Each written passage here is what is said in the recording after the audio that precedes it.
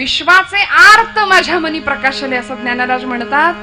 मंडळी, केवढी मोठी करुणा असेल अंतःकरणामध्ये. माऊलींचं नाव आलं आणि जर आमचं हृदय हेलावलं नाही ना, तर अजून समजायचं बरंच अंतर राहिलंय. एवढी करुणा आणि आईचं अंतःकरण होतं. आम्ही सहज म्हणतो, ज्ञानेश्वरी वाचायला घेतली की कळत नाही. 16व्या वर्षीची प्रतिभा होती, प्रकांड पांडित्य होतं, पण 61व्या वर्षी उघडली तरी आमच्या डोक्यावरनं जाते. ही परिस्थिती आहे. पारायणामध्ये ओम नमो जयाद्या वेद प्रतिपाद्या हे असं आमचं वाचन होऊन जातं, पारायण होऊन जातं, पण डोक्यात बऱ्याचदा ज्ञानेश्वरी जात नाही. पण खरं सांगू का, ज्ञानेश्वरी कळत नाही असं म्हणणाऱ्यांना एक अत्यंत विनंती करते.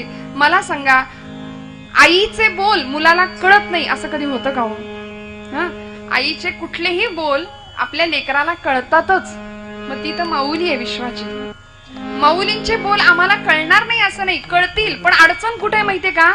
आम्ही लेकरू व्हायला तयार नाही, आम्ही मूल व्हायला तयार नाही. आणि आमचं कसं झालंय सांगू का? रस्त्याने जात असताना आईनं पोराला हाताला धरलेलं असतं. आईनं त्याच्या हाताला धरलेलं असतं. 1.5-2 वर्षाचं बाळ असतं, 5 वर्षाचं म्हणूया. आईने त्याचा हात धरलाय कुठे सोडून जाऊ नये रस्ता क्रॉस करताना. पण ते पोरग आईला विचारतं, आई तुला भीती वाटते का ग? आई म्हणली, नाही रे बाळा. का नाही? माझा हात धरलायस म्हणून म्हटलं. आमचं असंच झालंय बरं का. संतांनी आमचा हात धरलाय कारण आमच्या हिताची चिंता त्यांना आहे. कारण संतांचं जीवन विशेषच आहे. परोपकाराय सताम विभूतया. परोपकारासाठी जीवन आहे संतांचं. आणि आमचं जीवन फक्त आमच्या प्रपंचासाठी, आमच्या सुखासाठी आहे. म्हणून आमचा प्रपंच हा आमच्या पुरता आहे. 4 भिंतींच्या आतलं विश्व ते आमच्या पुरता आहे. म्हणून माऊली म्हणतात, बाबा रे, जन्माला आलो ना,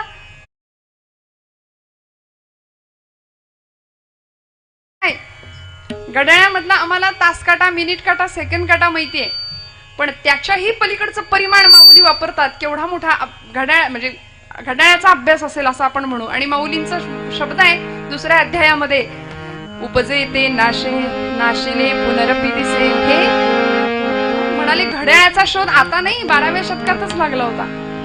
घटिका यंत्र जैसे परिभ्रमेगा. ह्या वेळा आम्हाला माहिती आहेत, पण याही पलीकडचं प्रमाण माऊली आमच्या समोर ठेवतात. निमिष म्हणजे किती किती वेळ देवाला द्यायचंय. निमिष भरी. मंडळी, डोळ्याची पापणी झाकते आणि उघडते नैसर्गिकरित्या, मुद्दामून नाही. डोळ्याची पापणी लावणं आणि पटकन उघडणं, हे जितक्या नैसर्गिकरित्या पटकन क्रिया घडते, त्या क्रियेला, त्या क्षणाला माऊली निमिष म्हणतात. म्हणाले, तेवढं जरी भगवंताचं नामस्मरण केलं, त्याची आठवण केली, तरी जीवनाचं हित आहे, जीवनाचं कल्याण आहे, झाल्याशिवाय राहणारच नाही. म्हणून सगळ्या संतांनी टाहो फोडून जगाला हेच सांगितलं. मंडळी, बरं, समर्थ रामदास स्वामींसारखा एक संत होऊन गेला 16व्या शतकामध्ये. आपल्या सगळ्यांना माहितीये, 12व्या शतकापासून 16व्या शतकापर्यंत ही संतांची अशी सुंदर मांदियाळी होती. वारकरी संप्रदायाचे पंचप्राण असलेले ज्ञानमूर्ती ज्ञानदेव, नाममूर्ती नामदेव, भक्तिमूर्ती तुकोबाराय, शांतीमूर्ती एकनाथ महाराज, पुढे निळोबारायांचं महत्व आहे. आणि यापुढे जाऊन सांगतात शक्तिमूर्ती समर्थ रामदास स्वामी. महाराष्ट्राचे हे सगळे पंचप्राण आहेत. यातला एक जरी हरवला तरी आमचं जीवन आणि शरीर कलेवरासारखं झाल्याशिवाय राहणार नाही. म्हणून आम्हाला वाटतं, पण संतांचे ग्रंथ जर आमच्या घरात असतील तर आमचं जीवन वेडवाकडं, आमचं पाऊल वेडवाकडं कधीच पडणार नाही. म्हणून महाराष्ट्रात असून ज्याच्या घरी ज्ञानेश्वरी नाही, ज्याच्या घरी गाथा नाही, ज्याच्या घरी दासबोध नाही, ज्याच्या घरी भागवत नाही, ज्याच्या घरी गीता नाही, त्याचं जगणं हे मेल्याहून मेल्यासारखं आहे. म्हणून आमचं हित कशामध्ये ते त्यांना कळलं, आम्हाला फार उशिरा कळतं. मंडळी, बऱ्याचदा कळतही नाही. सगळं आयुष्य संपून चाललंय, पण कळतच नाही नक्की हित कशात होतं. आणि मग पश्चातापाची पाळी येते. म्हणून तुकोबारायांसारखा अत्यंत एक सुंदर विरळा संत आम्हाला जगद्गुरु स्वरूपामध्ये लाभले. आणि तुकोबारायांनी आमचं खरं हित कशात आहे ते सांगितलंय. आपुलिया हिता जो असे जागता, धन्य माता पिता दयांच्या. ज्याला स्वतःचं हित कळतं मंडळी, पण हे हित जर कळायचं असेल ना, तर आधी परंपरा बघावी लागेल. माता पिता कसे आहेत बघावं लागतील, ती वेल कशी आहे बघावं लागेल, तर त्या वेलीला येणारं फळ, त्या फळाला आपलं हित समजेल. तुकोबाराय म्हणतात, अशा माता पित्यांचा संग मला घडू दे की ज्यांनी उत्तम संतती जन्माला घातली आहे, उत्तम सुपुत्र आणि उत्तम सुकन्या जन्माला घातली आहे. अलीकडे आज जन्म झाला की बऱ्याच लोकांचे चेहरे खुलतात. मुलगा झाला, वा वा आनंद आहे. आणि मुलगी झाली की नकळत कितीही सरकारने स्त्री भ्रूण हत्या विरोधी कायदे केले असले तरी सुद्धा थोडीशी आमच्या चेहऱ्याची रेष अशी वाकडी होतेच. मुलगा असता तर बरं असतं. म्हणून मग बेटी बचाव, मुलगी वाचवा अशी आंदोलनं करावी लागली. म्हणून तुकोबारायांनी त्या काळी विचार केला होता. केवढा मोठा बघा. अभंगाचं दुसरं चरण आहे, कुळी कन्या पुत्र होती जे सात्विक. मी म्हटलं ना पृथ्वीकाचा आज वाढदिवस आहे ना, मी आज इतका सुंदर गळा परमेश्वराने दिलाय. मला एवढंच मी म्हटलं, मगाशी मी तिचा फक्त आवाज ऐकलाय पाड्यामध्ये, अजून तिला पाहिले सुद्धा नाही आल्यापासून की होती मगाशी नाही. कन्येचा उल्लेख पहिला केलाय कारण मी नेहमी म्हणते मुलगी ही पित्याच्या हृदयातली ठेव असते बरं का. समर्पणाचं नातं असतं मुलगी आणि वडील. म्हणून तुकोबारायांनी सुद्धा पुत्र आधी नाही घेतलं, कन्या आधी घेतली. कुळी कन्या पुत्र होती जे सात्विक. धन्य माता पिता. पिता माता म्हणता आलं असतं त्यांना, नाही. तुकोबाराय म्हणाले माता पिता, पहिलं मातेला स्थान आहे. म्हणून भारतीय संस्कृतीने मातृदेवो भव, पितृदेवो भव, आचार्य देवो भव अशी परंपरा दिली आम्हाला. पण आम्ही आईचा उल्लेख करताना सहज म्हणतो आमची आई ना अडाणी आहे.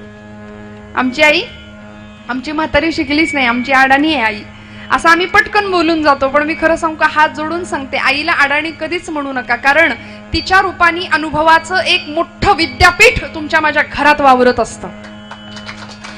आई अडाणी कधीच नसते. आई अडाणी, कृपा करून आईला, आमची आई अडाणी अशिक्षित असेल, 4 पुस्तकं कमी शिकली असेल, पण ती अडाणी असू शकत नाही. बहिणाबाई चौधरी खानदेशातली एक कवयित्री आहे. अशिक्षित होती बर का, अशिक्षित, फार शिक्षण नव्हतं, 4थी पास असलेल्या कवयित्री, अक्षर ओळख फक्त होती. पण आज त्यांच्या कविता, मी नेहमी कीर्तनामध्ये त्यांचा उल्लेख करते, त्यांच्या कविता सुशिक्षितांसाठी प्रबंध लेखनाला अभ्यासाला आहेत, PhD साठी. बहिणाबाईंच्या काय साहित्य होतं बहिणाबाईंचं. अशिक्षित होत्या, जीवनाचं किती सुंदर तत्वज्ञान ओवी मधनं मांडावं. अरे संसार संसार जसा तवा चुल्यावर, आधी हाताला झटके मग मिळते भाकर. सुखी संसाराचे साठी सोसा लागे भारी हाय, दूध तापल्या बिगर कवा जमते का साय. किती सुंदर तत्वज्ञान म्हणलं बघा. बहिणाबाईंचे सुपुत्र सोपानदेव चौधरी असं त्यांचं नाव होतं. सोपान चौधरी, खानदेशातली गोष्ट. कॉलेजमध्ये सत्कार झाला सोपानदेवांचा आणि सत्काराला एक त्यांना फोटो मिळाला बक्षीस म्हणून. फोटोवरती असा पेपर गुंडाळलेला होता. तो फोटो घेऊन सोपानदेव घरी आले आणि आई समोर अगदी आनंदाने, आताची पोरं या गोष्टींना महत्व देत नाहीत, तिथंच उघडून बघतील काय आहे, पण आधी जुनी जाणती माणसं आहेत माझ्या समोर, पहिलं आईला नेऊन दाखवायचं. सोपानदेव घरी आले, म्हणाले आई बघ ना ग काय आहे, मला बक्षीस मिळाले. बहिणाबाई म्हणाली सोपान्या मला नाही माहित, मला ठाऊक नाही हे काय मिळालंय तुला, मला दाखव तरी. सोपानदेवांनी त्यावरचा कागद काढावा. बहिणाबाईंना चित्र दिसलं, फोटो होता. कुणाचा? स्वामी विवेकानंदांचा. तो फोटो बघितला आणि सोपान म्हणाले आई माय तुला ठाऊक आहे का हे कोण आहेत, तुला माहितीये का हा कुणाचा फोटो आहे. बहिणाबाईंचं उत्तर बघा, आई अडाणी असू शकते का. बहिणाबाई म्हणाल्या सोपाना मला नाही माहित हे कोण आहे, पण मला एवढं माहितीये की आज देवानी फेटा घातलाय, आज देवानी फेटा घातलाय, मला एवढं कळतं सोपाना, मला माहिती नाही हे कोण आहे. ही आईची नजर असते बर का. म्हणून मातृदेवो भव. तुकोबारायांनी धन्य माता पिता तयांची सांगितलं. कुळी कन्या पुत्र होती जे सात्विक, कारण पित्याच्या हृदयातली ठेव असते. मुलगी म्हणजे समर्पणाचा भाव आहे. मुलगा म्हटलं की देवघेव आली की नाही, मला सांगा तुम्ही. हा भाग थोडासा देवाणघेवाण आली, पण मुलगी म्हटलं की देवाणघेवाण नाही, फक्त समर्पण आहे, फक्त समर्पण आहे. मला या भागाकडून थोडस उत्तर द्या. लग्नामध्ये म्हणजे आज अशा कितीतरी महिला आहेत मला सांगा, आम्ही आमच्या वडिलांना विसरलो का हो? जरी ते गेले असले तरी सुद्धा आम्ही विसरू नाही शकत. लग्नामध्ये कन्यादान करताना ढसढसा रडलेला बाप आम्ही आयुष्य आहे, आम्ही आमचा श्वास आहे तोपर्यंत विसरू शकत नाही, तोपर्यंत नाही विसरू शकत. कुडी कन्या पुत्र होती जे सात्विक, तयाचा हरिक वाटे देवा. आमची भारतीय राज्यघटना आम्हाला सांगते, भारताची लोकसंख्या मर्यादित राहावी म्हणून कायदे केले गेले. हम दो है की नाही. आता आम्ही दोघं आणि आमचा एकच असे नियम, ठीक आहे. पण तुकोबराय असं म्हणतात, पुरे एकची तो पुत्र मायपोटी. तुकोबरायांनी कधीच सांगून ठेवलं हे, अलीकडे आम्हाला नियम करावे लागले. पण महाराज म्हणाले, पुरे एकची पुत्र मायपोटी, नाम स्मरणे उद्धरे कुळे कोटी. गांधारीचे पोटी काय उपयोग आहे अशा मूर्खांचा म्हणाले. एक पुत्र असू दे, एक कन्या असू दे, पण ती अशी असावी की आमच्या 100 पिढ्यांचा उद्धार करणारी असावी. मग आमची परंपरा किती दिव्य असावी लागेल त्याकरता, तर आम्हाला आमच्या जीवनाचं हित कळेल. तुकोबराय म्हणतात, आपुलिया हिता जो असे जागता, धन्य माता पिता तयांचिया. मग असं कुळ, असं घर लाभायला आमची पुण्याई किती असावी लागेल. नामदेव महाराज म्हणतात, जन्मोजन्मी बहु पुण्य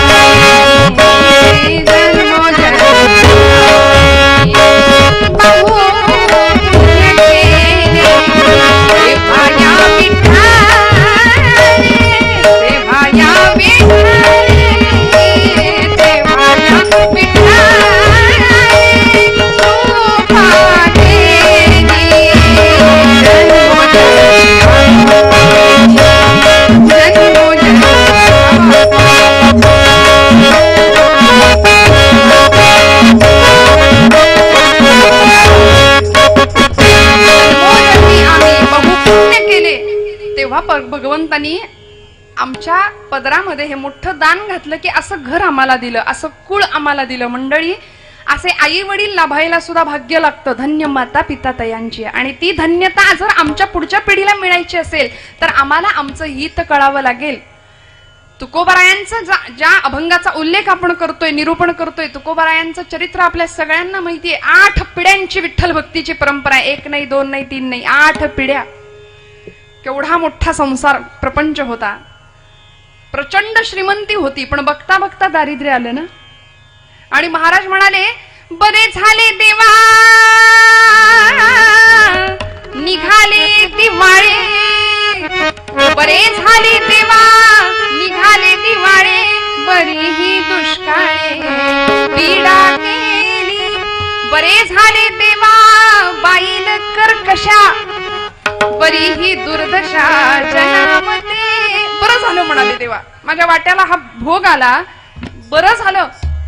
त्यासाठी मला त्यामुळे का होईना मला तुझी आठवण आली भगवंता.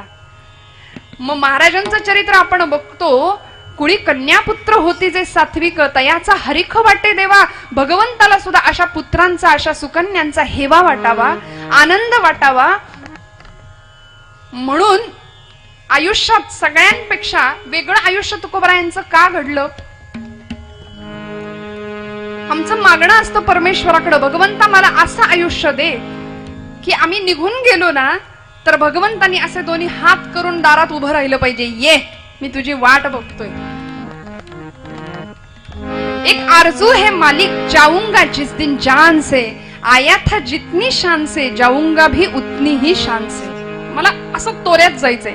म्हणून जगज्जेता सिकंदर होता, त्याला कळालं होतं की मी सगळं जिंकलं पण मला नेता नाही काही येणार. म्हणून तिरडीवर बांधताना लोकांना सांगितलं, बाबा रे हात मोकळे ठेवा, नुसतं शरीर बांधा, जगाला कळू दे मी घेऊन काहीच नाही गेलो, सगळं तर इथंच ठेवून गेलो. हित कळलं होतं जीवनाचं, नक्की गंतव्य काय आहे, सार्थक कशामध्ये कळलं होतं. तुकोबराय म्हणतात, आम्ही भाग्यवान आहोत की आम्हाला अशी सुंदर दिव्य परंपरा लाभलीये. किती सुंदर परंपरा आहे तुकोबरायांची. 8वे पूर्वज तुकोबरायांचे विश्वंभर बुवा, विश्वंभर बाबा. काय प्रसंग असावा मंडळी.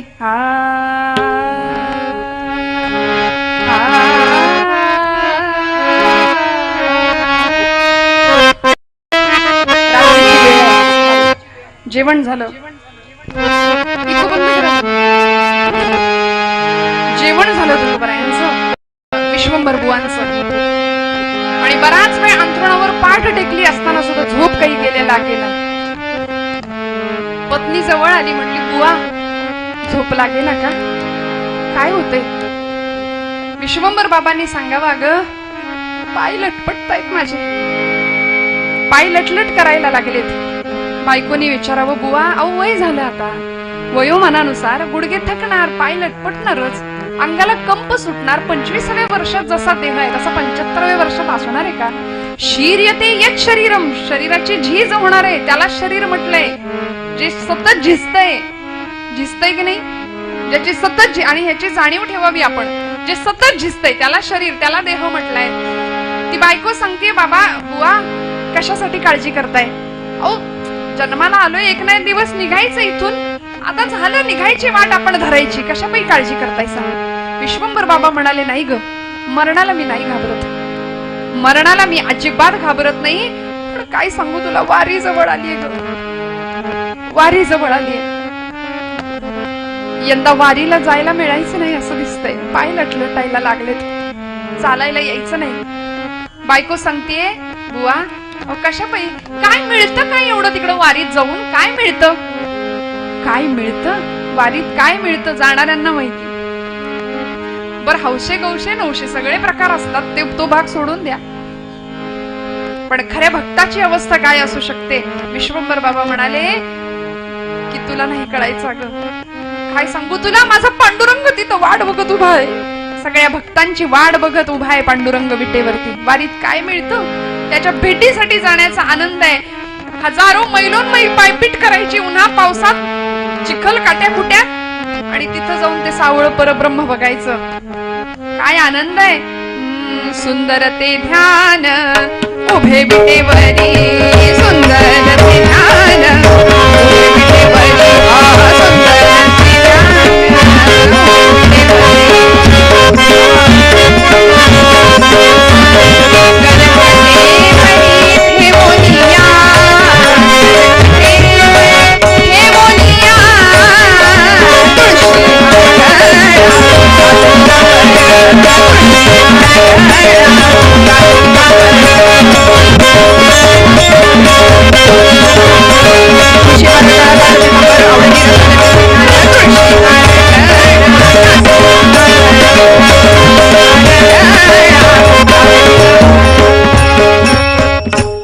सावळ परब्रह्म सुंदर ते ध्यान.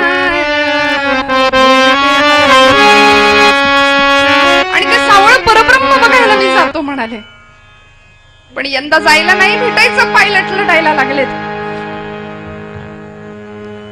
बायकोनी सांगावं, बुवा झोपा आता, उशीर झालाय, किती वेळ जागं राहाल, झोपा बरं. अंग टाकलं बिछाण्यावर आणि काही क्षणांसाठी झोप लागली, झोप लागली.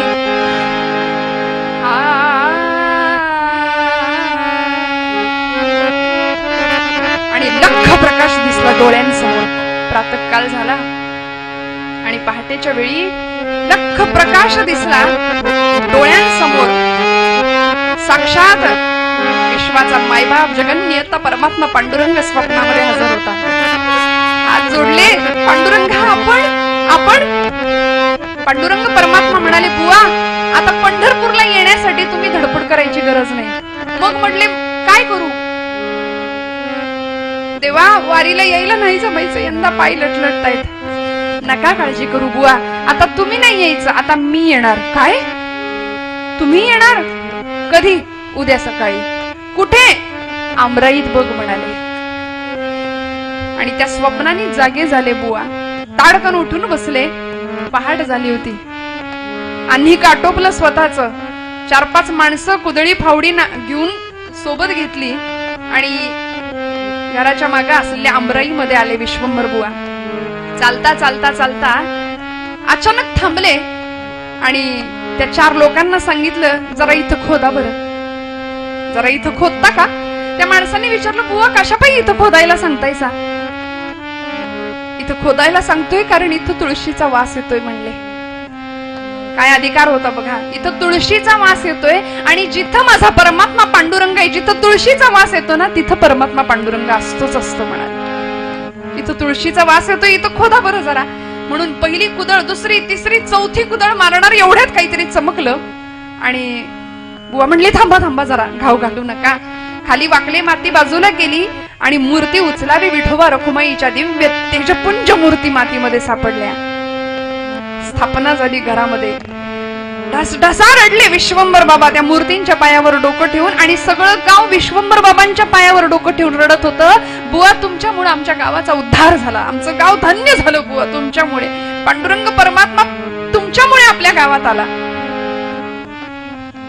धन्य माता पिता तयांची. असं सुंदर कुळ लाभलं होतं तुकोबारायांना.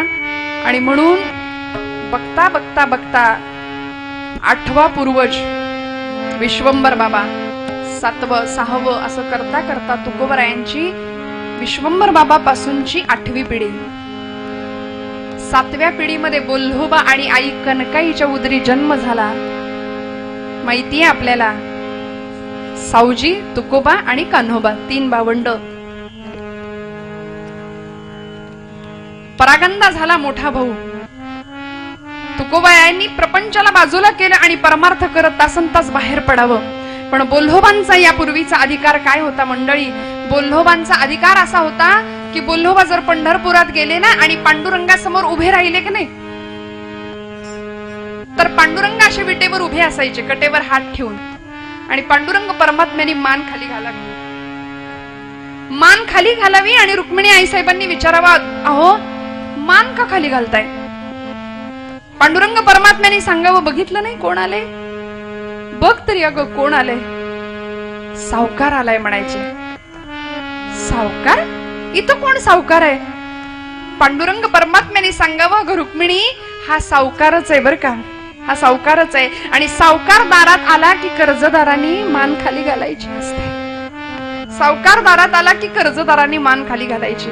गेल्या 8 पिढ्यांमध्ये विश्वंभर बाबांपासून मी पाहतोय प्रत्येकाच्या मुखामध्ये अखंड चिंतन विठोबाचे. गीता भागवत करीती श्रवण, अखंड चिंतन विठोबाचे प्रत्येकाच्या मुखामध्ये माझं स्मरण आहे. लहान थोरांपासून म्हाताऱ्या कोताऱ्यांपर्यंत एकानेही माझ्याकडे फुटकी कवडी मागितली नाही म्हणाले. निष्काम भक्ती केलीये, कुणीच माझ्याकडे काही मागितलं नाही. यांचं फार मोठं कर्ज आहे माझ्यावरती, म्हणून भगवंत मान खाली घालायचे अशी भक्ती होती. आणि न राहून पुढच्या पिढीमध्ये तुकोबारायांना विचारलं होतं एकदा भगवंतांनी. म्हणाले, तुकोबा काहीतरी मागा म्हणाले आता माझ्याकडे, तुम्ही तरी काहीतरी मागा, काहीतरी मागा, तुम्हाला काय हवं असेल ते मागा, माझी इच्छा म्हणून मागा. तुकोबाराय म्हणायचे, देवा माझ्या वडिलांची मिराशिगा देवा, तुझी चरण सेवा पांडु. अरे तू काय मला देणार म्हणाले, आमची संपत्ती आहे मिराशिगा देवा, आमची प्रॉपर्टी आहे ती, काय तुझी चरण सेवा पांडुरंगा, मला वेगळं काही तुला मागायची गरजच नाही भगवंता. हे तुकोबारायांचं चरित्र मंडळी. कुळी कन्या पुत्र होती जे सात्विक, तयाच हरिख वाटे देवा. म्हणून भगवंत उभा होता तिष्ठत, वाढ वेळ झाला उभा पांडुरंग, वैकुंठी श्रीरंग बोलावी तो. असं एकदाच झालं. आमच्या आयुष्यात असं होत नाही. संत महात्म्यांना जावं वाटलं पण भगवंतांनी सांगावं, बाबा रे तू अजून थोडे दिवस थांब. माऊलींना वाटत होतं समाधी घ्यावी, समाधी घ्यावी. पांडुरंग परमात्मा म्हणत होते, ज्ञानराजा थांब थांब. उलट आहे. आणि आम्हाला थांबायची इच्छा असली तरी परमेश्वर म्हणेल तू निघ, तुझी वेळ झाली आता, तू लवकर निघ. आपुली या हिता जो असे जागता, धन्य माता पिता तयांची. म्हणून असं मातृत्व, असं पितृत्व कुणाला लाभावं मंडळी? आज आमचं जीवन कसं आहे? परोपकाराय सताम विभूतया नमः. आम्ही यातनं बोध काय घ्यायचा? माझ्या गुरुजींची नारदीय कीर्तनामध्ये आम्ही जी गातो ती नेहमीची एक फार सुंदर रचना आहे. आपल्याकडे संस्कृत श्लोक आहे. आमच्या परीने आपण काय करायचं? आमचं हित आम्हाला कसं कळेल? आपुली या हिता. आमचं हित कशामध्ये? सध्या आम्हाला आमचं हितच कळत नाही, म्हणून सगळी पिढी भरकटली. स्नेहाचा पदर नाही, नात्याची कदर नाही, भावना शून्य जीवन चाललंय. म्हणून मी नेहमीच सांगते, सकाळी उठलं की आमच्या घरातलं एखादं तरुण पोर, मी असं नाही म्हणत सगळीच तरुणाई बिघडलेली आहे. किश्ती को डुबा दे उसे तूफान कहते हैं और तूफान को भी हटा दे उसे नौजवान कहते हैं. त्याला म्हणायचं तरुण, त्याला म्हणायचं युवक. म्हणून तारुण्याचे 3 तकार स्वामीजींनी सांगितले, तेजस्विता, तत्परता आणि तपस्विता. 3 तकार आहेत तरुण असण्याची लक्षण आहेत. म्हणून इथे सगळे तरुण आहेत बरं का आपण. म्हणजे अगदी मी म्हणेन 80 वर्षाचं कोणी असेल तरी ते तरुण का? कारण कीर्तन ही अशी गोष्ट आहे की जी वय विसरायला लावते. वय विसरायला लावणार एकमेव साधन आहे कीर्तन. नाचू कीर्तनाचे रंगीत नामदेव महाराज म्हणाले ना. म्हणून स्वामीजींनी सुद्धा अशा तरुणांचा हव्यास केला. पुढे कोण? स्वामी विवेकानंद म्हणाले मला अशा तरुणांची गरज आहे सध्या. बळकट पोलादी स्नायूंच्या असलेल्या तरुणांची मला गरज आहे. निर्व्यसनी असलेले तरुण मला पाहिजेत माझ्या कार्यामध्ये.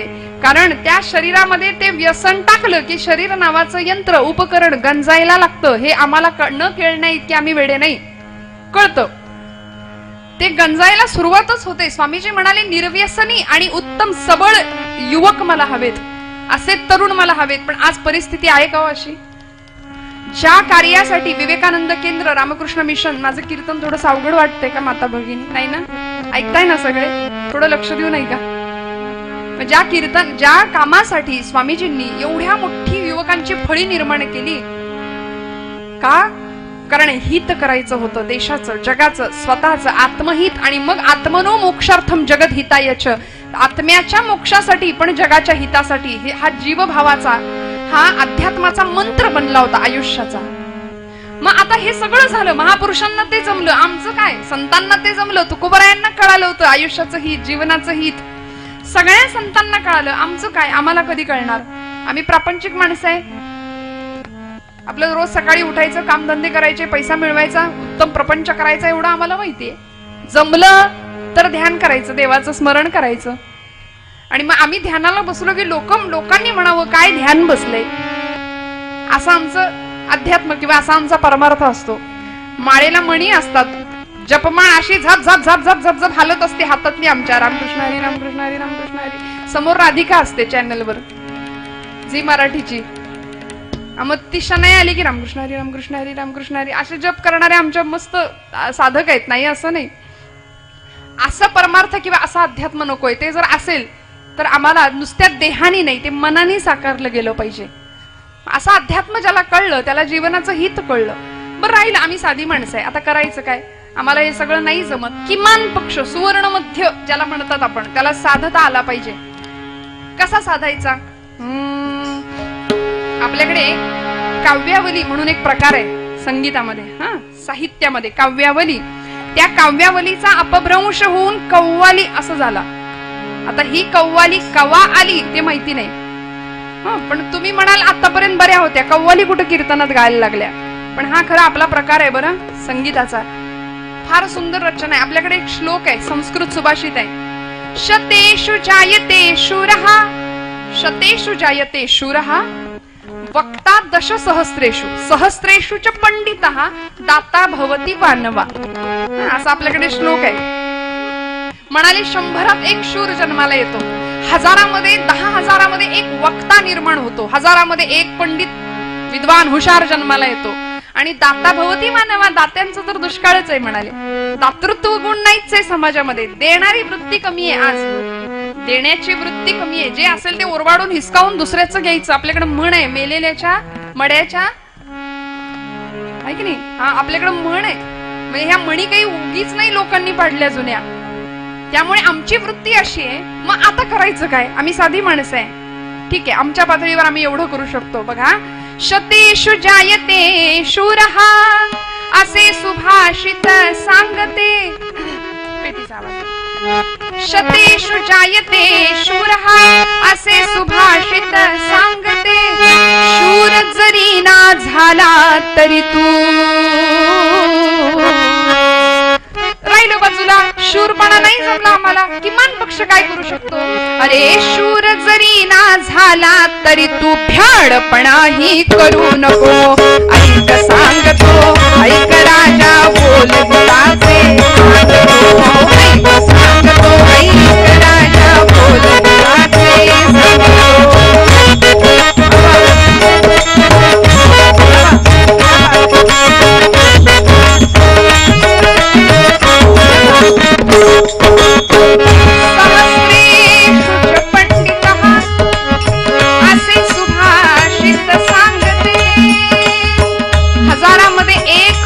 एक विद्वान माणूस जन्माला येतो 1000मध्ये, बरं का? पांडित्य राहिलं बाजूला. साधी माणसं आहे, आमच्याकडे पंडित्य नाही, विद्वत्ता नाही, हुशारी नाही, किमान पक्ष काय करायचं मग? पंडित जरी ना झाला तरी तू,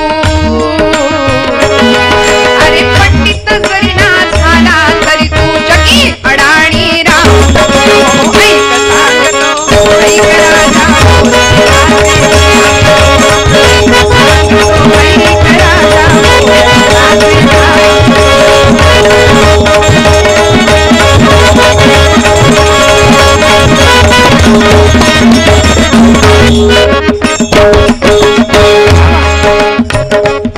कव्वाली सुद्धा वाजवू शकतात ही मंडळी.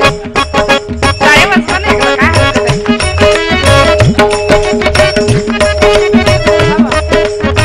वक्ता दश सहस्रेषु असे सुभाषित सांगते.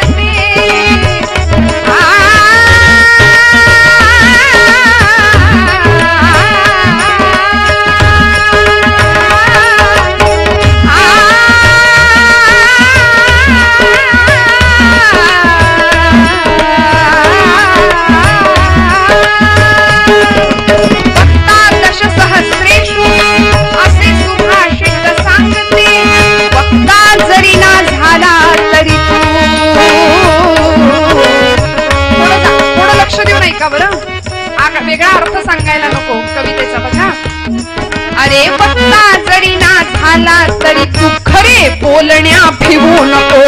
ऐक सांगतो, ऐक राजा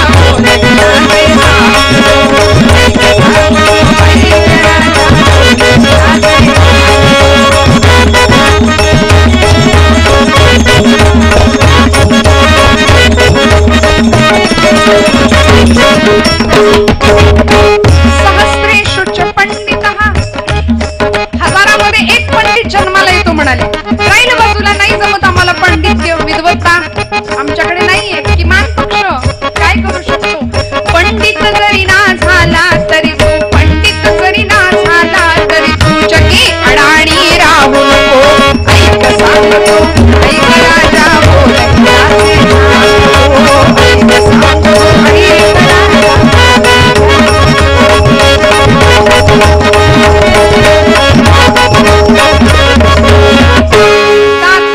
भवती मानवा. दातृत्व गुण देण्याची वृत्ती नाही म्हणाले समाजामध्ये आज. काही माणसं एक मंडळी ठरावी की ज्यांना द्यावंसं वाटतं. कथेमध्ये, पारायण सप्ताहामध्ये देणारी माणसं आहेत, नाही असं नाही, पण वृत्ती आज कमी आहे. कारण बारीक वाजवा. पहिला पै गाठी मारायच्या, सगळा पैसा बँकेत नेऊन ठेवायचा. काहींनी इथे नाही तर स्वीज मध्ये नेऊन ठेवलाय आणि एवढं सगळं डबोलं जमवलंय. पण धनानी भूमो पशवश्च गोष्टे भार्या गृहद्वारी जनस्मशाने देहश्चितायाम परलोक मार्गे कर्मानु गोगच्छति जीव एकहा. शेवटी येतं काय सोबत मंडळी? सगळं आम्ही जमवून ठेवतो इथे. लाख कमाओ हीरा चांदी सोना मोती, लेकिन इतना जरूर याद रखना कफन को कभी जेब नहीं होती. आमच्याकडे लग्न समारंभ ठरला आहे की नाही, की सगळ्यात पहिला विधी असतो बस्ता बांधायचा, आहे की नाही माता भगिनी? मला थोडस खरं सांगा, तुम्हाला वाईट वाटू देऊ नका, पण खरी गोष्ट आहे. बस्ता बांधायला आम्ही जातो, काहींना तर काही त्यातलं कळतही नाही, अशीही माणसं तिथे काडी भरून जातात बस्ता बांधायला. आपल्याकडे कसं आहे मला माहिती नाही, हो ना? दुकानात जायचं बस्ता बांधायला आणि एवढ्या मस्त मस्त पैठणी, शालू, भरजरी, कांजीवरम सगळ्या भारीतल्या भारी साड्या काढायच्या, रंगबिरंगी सगळी कपडे आम्ही काढतो. पण मला खरं सांगा, थोडस वाईट वाटू देऊ नका, तो दुकानदार सगळं तुमचा तो बस्ता एका कपड्यात बांधून देतो. तो कपड्याचा कलर कसा असतो? लाख कमाओ हीरा चांदी सोना मोती, कफन को जेब नहीं होती म्हणाले. शेवटी तेच वाट्याला आहे ना. किती वस्तुस्थिती आहे बघा. म्हणून बाबा रे, समाजकार्य, देशकार्य, धर्मकार्य आम्हाला काही करता येते का? जगाचा तो भार आपुल्या शिरावर आईसे थोडे तर वाटू द्या हो, तर आमच्या जीवनाचं हित आम्हाला नक्की साधता येईल. आम्हाला जागं राहण्याची गरज आहे. म्हणून संतांनी आम्हाला उठा म्हणून सांगितले, झोपेतून नाही. आम्ही झोपेतून उठतो. काही माणसं स्वप्न पडावीत. अब्दुल कलाम नावाचे आमचे शास्त्रज्ञ होऊन गेले, देशाचे राष्ट्रपती माजी APJ अब्दुल कलाम, ते म्हणाले स्वप्न बघा, स्वप्न बघा. कारण स्वप्न आम्हाला विचार करायला लावतात आणि आमचे विचार कृतीत येतात. मग आमची तरुणाई काय करते? स्वप्न पडण्यासाठी झोपी जाते आणि नको ती माणसं स्वप्नात येतात. मग म्हणाले अशी स्वप्न नाही, अशी झोप नाही, आम्हाला खऱ्या अर्थी जाग व्हायचे. संत श्रेष्ठ स्वामी विवेकानंद म्हणाले उत्तिष्ठित जागृत प्राप्य वरांनी बोधत तस्याम जागृती संयमी. उठा, जागे व्हा आणि तुम्हाला तुमचं ध्येय मिळेपर्यंत थांबू नका म्हणाले. उठा. मग आता आम्हाला दातृत्वाची वृत्ती हवी आहे. ठीक आहे, नाही जमलं, दाता जरी ना झाला तरी तू, दाता जरी ना झाला तरी तू कृपणपणाही करू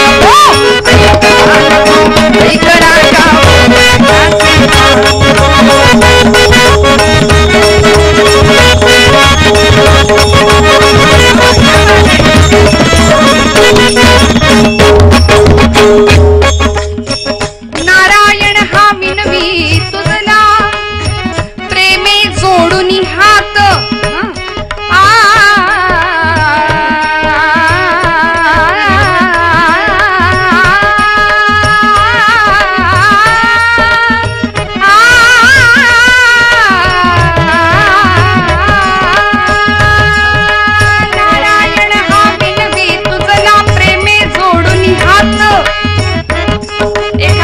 बारीक ऐका बरं, एखाद्याला मदतीचा हात द्यावा असं आमच्याकडे सांगतात की नाही, दुसऱ्याला मदत करावी, बाबा अडचणीत सापडलाय.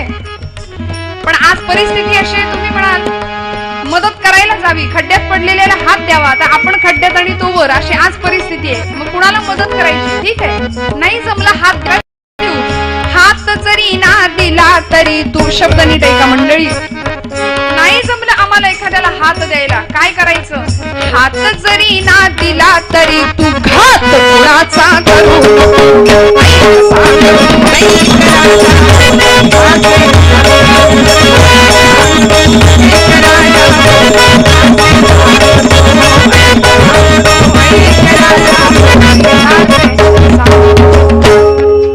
मग आम्हाला आमचं हित तेव्हाच कळेल मंडळी, जेव्हा हे विश्वची माझे घर, वसुधैव कुटुंबकम ही वृत्ती आमच्या मनामध्ये जन्म घेईल. म्हणून संतांचा प्रपंच, संतांचा व्यवहार, संतांचं जगणं, महापुरुषांचं जगणं आणि आमचं जगणं हे फार तफावतीचं ठरतं. याचं कारण आम्हाला आमचं घर म्हणजेच आमचं विश्व वाटतं, पण संतांना सगळं विश्व म्हणजे त्यांचं कुटुंब वाटलं. वसुधैव कुटुंबकम. आणि जर सगळं विश्व म्हणजे आपलं कुटुंब असेल, तर या कुटुंबातलं, या घरातलं देवघर कुठलं असेल तर आमची भारत माता आहे, आमचा भारत देश आहे. मग त्या देशाप्रतीची आमची कृतज्ञता म्हणजे बघा तुम्ही, संतांच्या जीवनाचे 4 खांब राहिले: धर्म, समाज, राष्ट्र आणि अंतिम टप्प्यावर प्रभू रामचंद्र किंवा विठोबाराय, उपास्य दैवत आपापलं. मग आमचंही आयुष्य अशा 4 खांबांनी सजलं जावं, तेव्हा खऱ्या अर्थी आमच्याही माता पित्यांना आमचा अभिमान वाटेल. कुणी कन्या पुत्र होती जे सात्विक. म्हणून असं म्हणतात, कुपुत्रो जायते क्वचिदपि कुमाता न भवती कदा. म्हणाले एखाद्या वेळी कुपुत्र घरामध्ये येऊ शकतो जन्माला. पूत सपूत तो क्यो धन संचय, पूत कपूत तो क्यो धन संचय, असं संत म्हणाले. एकदा काय झालं माहितीये, स्वामी विवेकानंद, नरेंद्र नाव होतं लहानपणीचं, वडिलांना विचारलं, बाबा तुम्ही आमच्यासाठी काय ठेवलंय? पोरांची अपेक्षा असती, आई वडिलांनी आमच्यासाठी सगळं ठेवावं, बँक, जमीन जुमला, पैसा, प्रॉव्हिडंट फंड, सगळं सगळं जपून ठेवावं आमच्यासाठी. आणि आई वडिलांना सुद्धा हेच वाटतं की आमच्या 7 पिढ्या बसून खातील, एवढं आम्ही कमवून ठेवावं, पोरांना काही कष्ट करायची गरज नाही पडली पाहिजे अजिबात. मग परिणाम काय होतो आम्ही बघतोच आहे, आता वेगळं काही सांगायची गरज नाही. नरेंद्रांनी प्रश्न विचारला होता वडिलांना, म्हणाले, बाबा सगळी मुलं आपापल्या, सगळे पालक आपल्या पोरांसाठी काही ना काही ठेवतात, तुम्ही माझ्यासाठी काय ठेवलंय? 16व्या वर्षी विचारलेला प्रश्न होता, तुम्ही माझ्यासाठी काय ठेवलंय? तेव्हा वडिलांनी प्रश्नाचं उत्तर दिलं, नरेंद्रा तुला उत्तर पाहिजे ना? म्हणाले, जा आतल्या खोलीमध्ये कपाटाचा आपल्या आरसा आहे, त्या आरशासमोर उभा राहा, म्हणजे तुला उत्तर मिळेल तुझ्या प्रश्नाचं. आतमध्ये गेले, आरशासमोर उभे राहिले आणि डोळ्यातनं टचकन पाणी आलं. म्हणाले, बाबा मला माझ्या प्रश्नाचं उत्तर कळालं. अरे एवढा सुंदर सशक्त देह, बलदंड शरीर यष्टी, काम करण्याची इच्छा शक्ती, स्वतःच्या कर्तृत्व शक्तीवर पूर्ण विश्वास, यापेक्षा आई वडिलांनी पोरांसाठी काय ठेवायचं असतं मला सांगा? काय ठेवायचं असतं? पण आम्ही कुठे चुकतो याचा विचार आम्ही करत नाही. जिजा मातोश्रींनी संस्कार केले की नाही, धन्य माता पिता तयांची या तुकोबराय का म्हणतात हो? कारण हित कळालं होतं स्वतःचं, स्वतःच्या मुलाचं, पर्यायाने राष्ट्राचं हित होणार आहे हे त्या माऊलीला कळालं होतं. म्हणून गर्भामध्येच, बाहेर आल्यावर नाही. आणि आजचं विज्ञान सांगतं गर्भातलं बाळ दुसऱ्या महिन्यापासून सगळ्या प्रकारच्या संवेदना ग्रहण करायला सक्षम असतं. पोटातल्या शिवाच्या अंशाला पोटात असतानाच सांगत होती ही कन्यका कुळी कन्या पुत्र होती जे सात्विक. ज्यावेळी माप ओलांडून भोसल्यांच्या घरात आली, जाधवांचं घराणं होतं, सिंदखेड राजाचं, सरदार लखुजी राजे. आणि बघत असाल सिरियल, आता बघताय ना, बघा. अशा म्हणजे नवऱ्याची बायको बघण्यापेक्षा ही नक्कीच बघूया आपण, काही हरकत नाही. आणि किती दिवस लांबड लावली आहे त्यांनी, आता काही जाऊ दे, कशाला बोलू मी या सगळ्या गोष्टी. पण जिजाऊ सिरियल बघायला हरकत नाही. ज्यावेळी माप ओलांडून भोसले घराण्यात आली होती त्यावेळी माहेरचं चित्र वेगळं होतं, 4 भिंतींच्या आत सुरक्षित होती. पण इकडे आल्यानंतर काय परिस्थिती होती? होतात देऊळे नष्ट, होतात देवता भ्रष्ट, होतात देऊळे नष्ट, होतात देवता भ्रष्ट, हो ब्राह्मण ओरडती धर्मावरती संकष्ट. काय परिस्थिती होती? न्याय नीती उरली नाही, अन्याय अत्याचाराची सावली घरावर पडत होती. माणसं घराघरात मरत होती मंडळी. आणि फक्त रणांगणावर नाही, घराघरामध्ये आमच्या बाया बापड्यांची अब्रू डोळ्यात देखत बघण्यापलीकडे इलाज उरला नव्हता.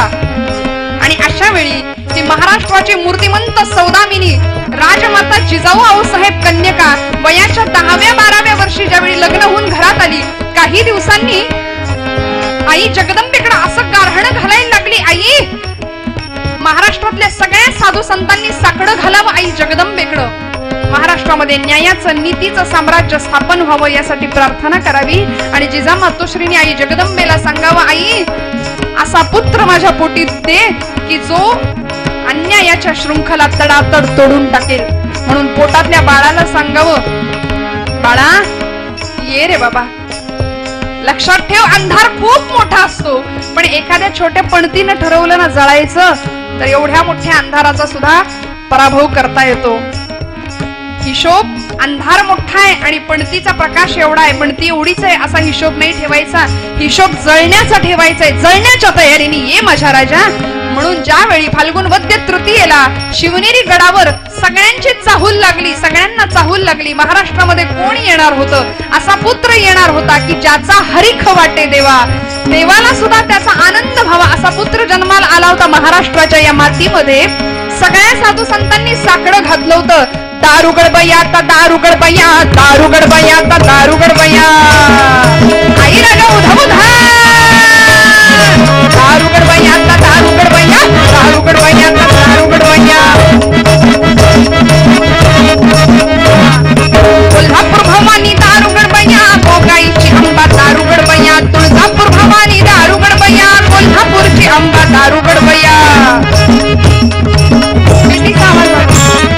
माहूरची रेणुका दारुगड बया, मोगाईची अंबा दारुगड बया, दारुगड बया ता दारुगड बया, दारुगड बया ता दारुगड बया, आई राजा उधा उधा. आणि मग सगळ्या महाराष्ट्रात बातमी कळाली. शिवनेरीच्या शिवाई देवीच्या गाभाऱ्यातनं एक तेजोकिरण बाहेर पडला. तो जिजा मातोश्रींच्या खुशीवर पडला आणि महाराष्ट्राला नव्हे जिजाऊला पुत्र झाला, सह्याद्रीला पुत्र झाला, महाराष्ट्राला पुत्र झाला. मंडळी, महाराष्ट्रामध्ये सगळीकडे अत्यानंदाची साखर वाटली गेली आणि जणू काही आई जगदंबा प्रगट झाली. कशी? नवसाला पावनीन आई माझी, नवसाला पावनी, नवसाला पावनीन आई माझी, नवसाला पावनी. कशी कळना आज अचानक झोपडीत आली, कशी कळना आज अचानक झोपडीत आली. नवसाला पावनीन आई माझी, नवसाला पावनी. आदि निर्गुण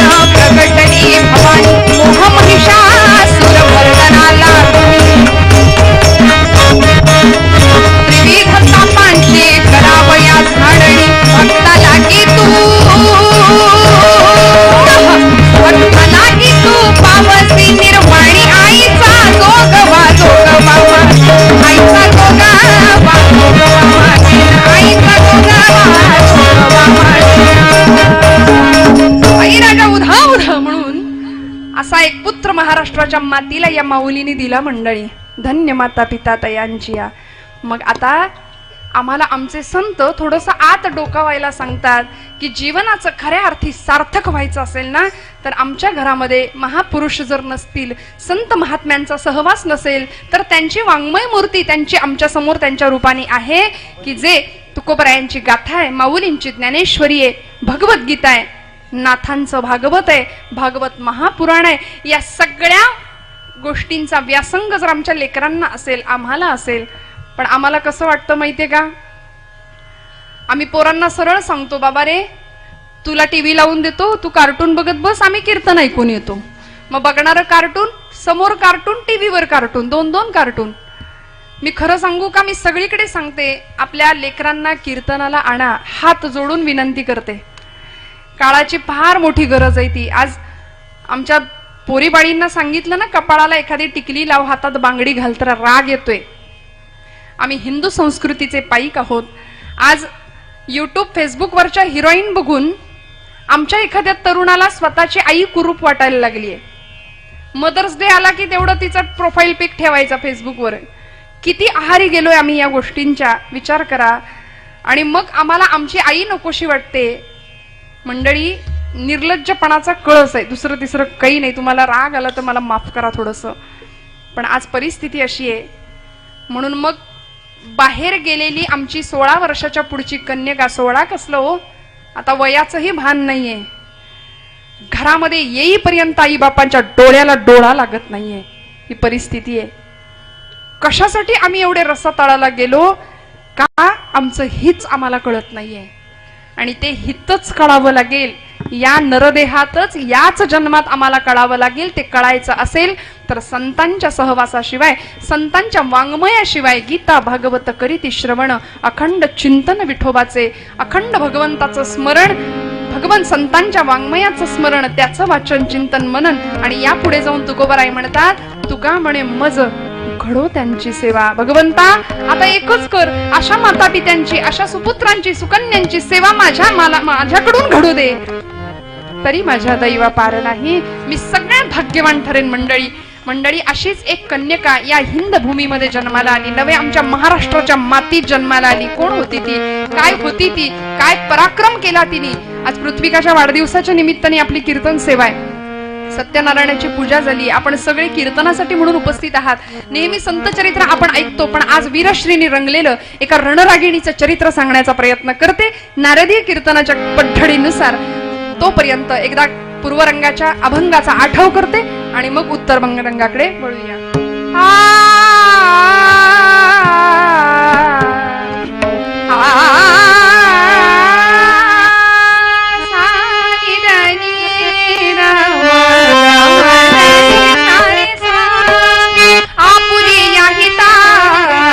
जो असे जागा आपुनी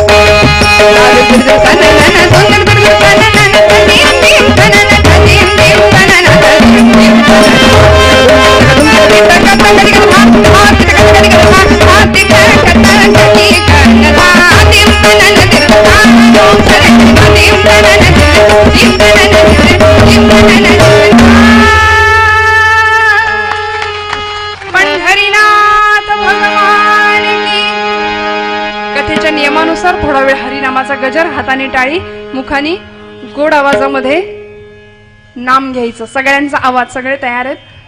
झाली ना ओळख बऱ्यापैकी तरी? अजून नाराज नाही ना? आवाज येईल ना आता? माता भगिनी सगळ्यांचा आवाज येऊ द्या. हाताने टाळी, मुखाने गोड आवाज. बोला. राजा पंढरीचा, राजा पंढरीचा, राजा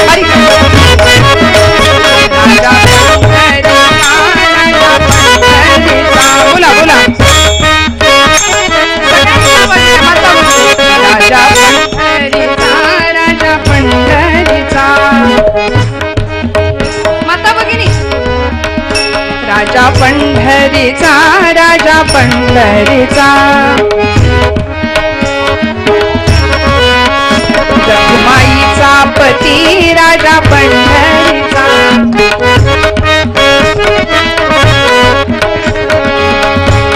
पती राजा पंढरीचा, करकटेवरी राजा पंढरीचा. बोला बोला.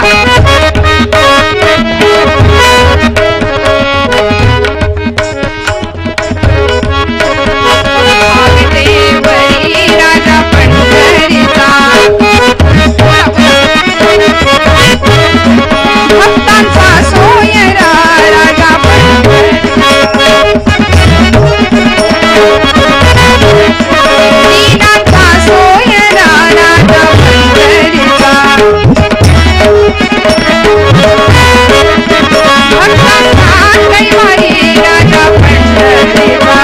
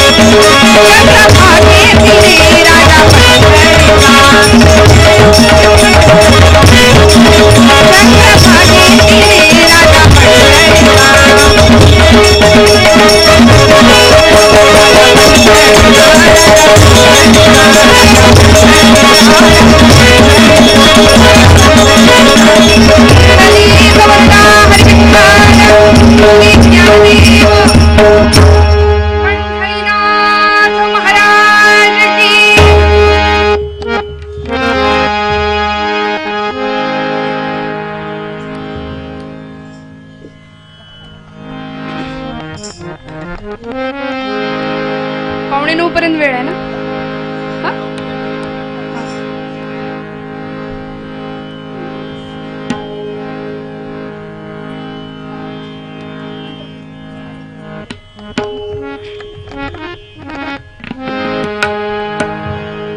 सत्तावनच्या समर स्मरणाला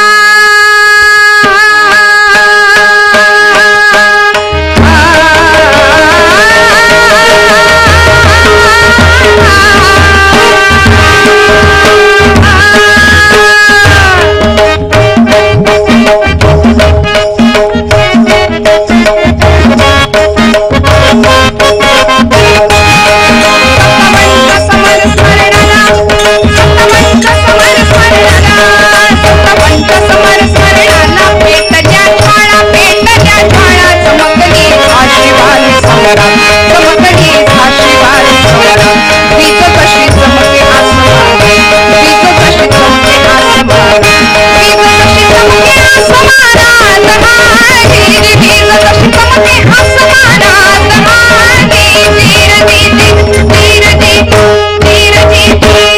सुगंधित राणीची कीर्ती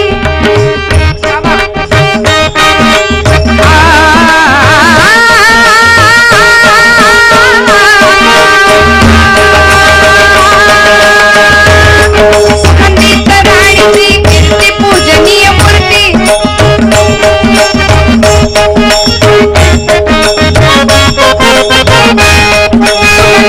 राणीची कीर्ती पूजनीय मूर्ती स्वराज्य कीर्ती मनाने चला मनाने चला स्वप्नी तरी भाग्यवान चला हो झाशी दर्शनाला चला हो झाशी दर्शनाला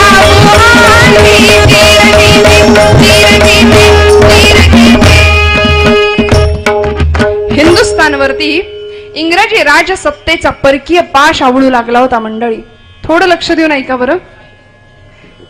आहे ना लक्ष? सगळे जागे आहेत ना? तुम्हाला आवडेल अशी अगदी थोडक्यात कथा सांगणार आहे. थोडं अवधान देऊन सुरुवातीपासून ऐका तर शेवट गोड वाटेल आणि कळेल. हा म्हणजे तुम्हाला नारदीय कीर्तन नवीन आहे मी समजू शकते, पण कथा आपण ऐकता नेहमी. काय झालं? हिंदुस्थानवरती परकीय पाश आवळू लागला होता. इंग्रजांनी भारतामध्ये प्रवेश केला. मंडळी येताना रिकामे आगबोटी घेऊन आले, ऐकताय ना? आणि जाताना भारतातला ताग, इथली नीळ, इथला कापूस, इथलं लोखंड, इथलं गहू, इथलं सोनं, जे जे काही भरभरून नेता येईल ते न्यायला लागले. आणि जात असताना आमच्या देशवासियांचा, राष्ट्रवासियांचा स्वाभिमान स्वतःच्या टाचेखाली तुडवून निघून गेले. परिणामी एका नाटकातलं गीत आहे, रणदुमदुमी नावाचं संगीत नाटक आहे. मातृभूमी मातृभूमी ज्याची त्याला, मातृभूमी ज्याची त्याला होत बंदी शाळा परवशता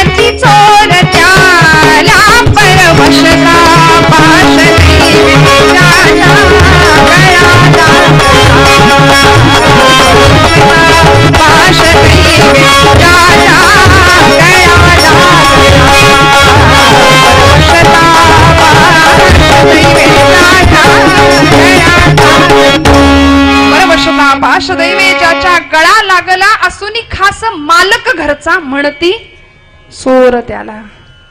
परिणामी आमचा राष्ट्राभिमान, आमची श्रीमंती, आमची संस्कृती, आमचा धर्म या कशाचाच आम्हाला अभिमान उरला नाही.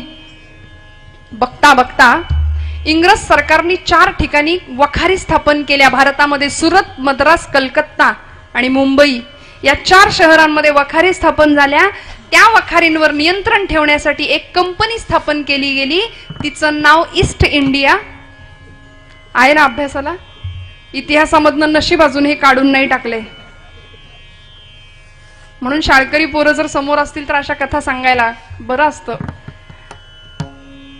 ईस्ट इंडिया कंपनीची स्थापना इंग्रजांनी केली भारतामध्ये आणि आपले पाय रोवायला सुरुवात केली. बघता बघता बघता बघता 1800 शतक उजाडलं, 1850 साल उजाडलं आणि हळूहळू इंग्रजांनी संस्थान विलिनीकरणाचं धोरण अवलंबलं. एक एक एक एक संस्थान इंग्रज घशात घालायला लागले. इंदोरचं होळकर संस्थान खालसा केलं गेलं, धारचं पवार संस्थान खालसा केलं गेलं, साताऱ्याची गादी खालसा केली गेली, साताऱ्याजवळ असलेलं औंध संस्थान, त्या औंधची गादी खालसा झाली. बघता बघता बघता पुण्यातली पेशवाई सुद्धा नष्ट व्हायला लागली आणि पुण्यातले शेवटचे पेशवे दुसरे बाजीराव यांना सालीना तनखा दिला. ऐका बरं, थोडं लक्ष देऊन ऐका माता भगिनींनो. आणि पुणे सोडून जायला सांगितलं. शिवराज्य स्वराज्य संपुष्टात येण्याची भीती निर्माण झाली. पेशवाई संपली आणि दस्तूर खुद्द पेशवे बाजीराव आणि बाजीरावांची पत्नी सगळा कुटुंब कबिला घेऊन पेशवे बाजीराव कुठं निघून गेले?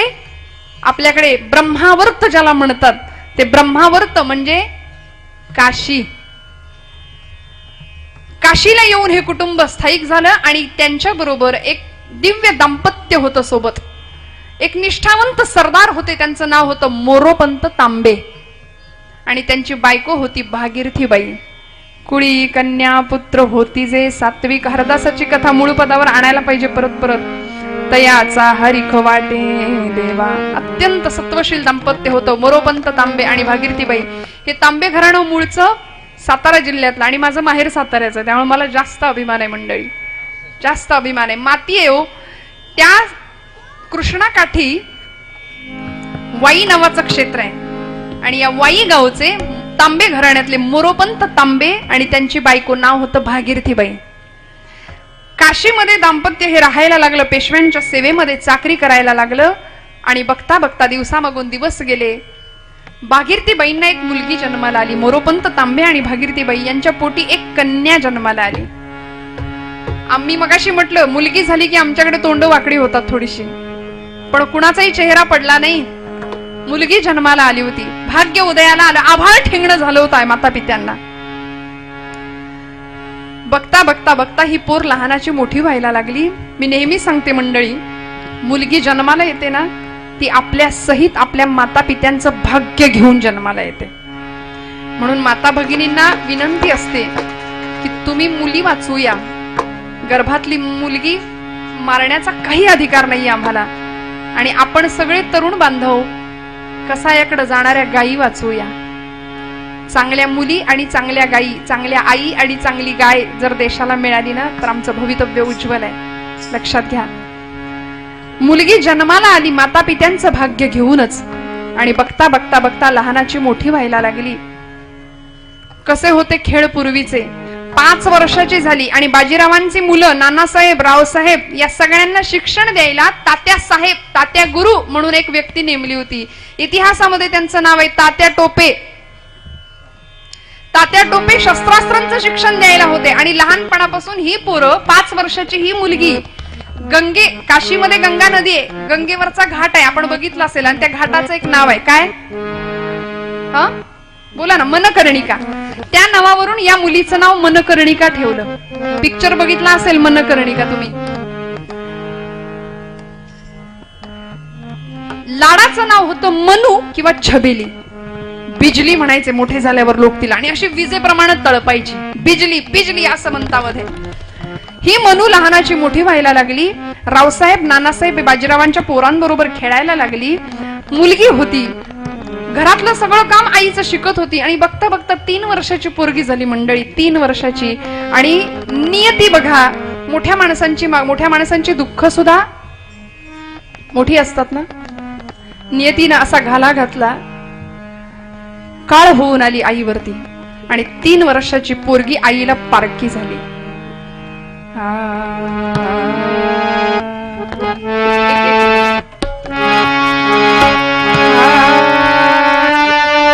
मातृछत्र हरपलं वयाच्या 3ऱ्या वर्षी आणि चरित्र असं आहे, दग्धम दग्धम पुनरपि पुनः कांचनम पीतवर्णम. सोनं किती भट्टीत तापवा ते जळत नाही, त्याचा रंग किंवा त्याची चकाकी जास्त वाढते. असं चरित्र आहे. कुणाचं चरित्र सांगतेय तुम्हाला मी, आपण ओळखलंय. वयाच्या 3ऱ्या वर्षी आई निघून गेली मंडळी. मातृसुखाला पारखी झालेली पोर कधीतरी वडिलांना म्हणायची, बाबा माझी आई कुठे आहे हो? मोरोपंत म्हणायचे, मनू तुझी आई ना देवाघरी गेलीये. सगळं काम करावं घरातलं आईने शिकवलेलं. 3 वर्षाचं पोर, 3 वर्षाचं पोर.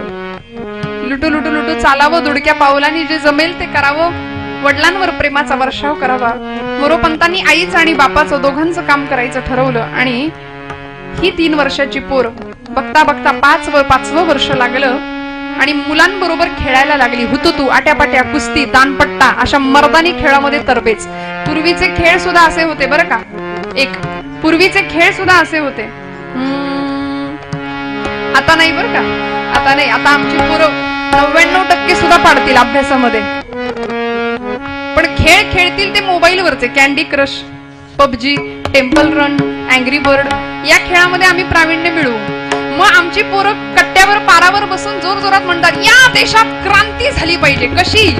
अरे पत्ते खेळून की कॅरम खेळून? कशी होणार क्रांती? कशी होईल? ध्येयच आमचं निश्चित नाही. आणि मग 10वी झाली की सगळी आमचे आईबापांसह पोरं डोक्याला हात लावून बसतात, आता पुढं काय करायचं? आम्हाला वाटाच आमच्या सापडल्या नाहीत. 5व्या वर्षी ध्येय निश्चित होतं. काय खेळ होते? जमवुनी मांड घोड्याला, अशी घोड्यावर बसायची. 5व्या वर्षी कमरेला तलवार अडकवायची. आमच्याकडे गणपती उत्सवात, नवरात्र उत्सवात दांडिया खेळण्या व्यतिरिक्त दुसरा पराक्रम नाही. पण ही देवी आधी महिषासुराला मारलं आणि मग नृत्य केलं होतं. आम्ही नुसतेच नृत्य करतो, आम्ही नुसतेच गरबा खेळतो. पण काय तलवारबाजी करावी या पोरीनी?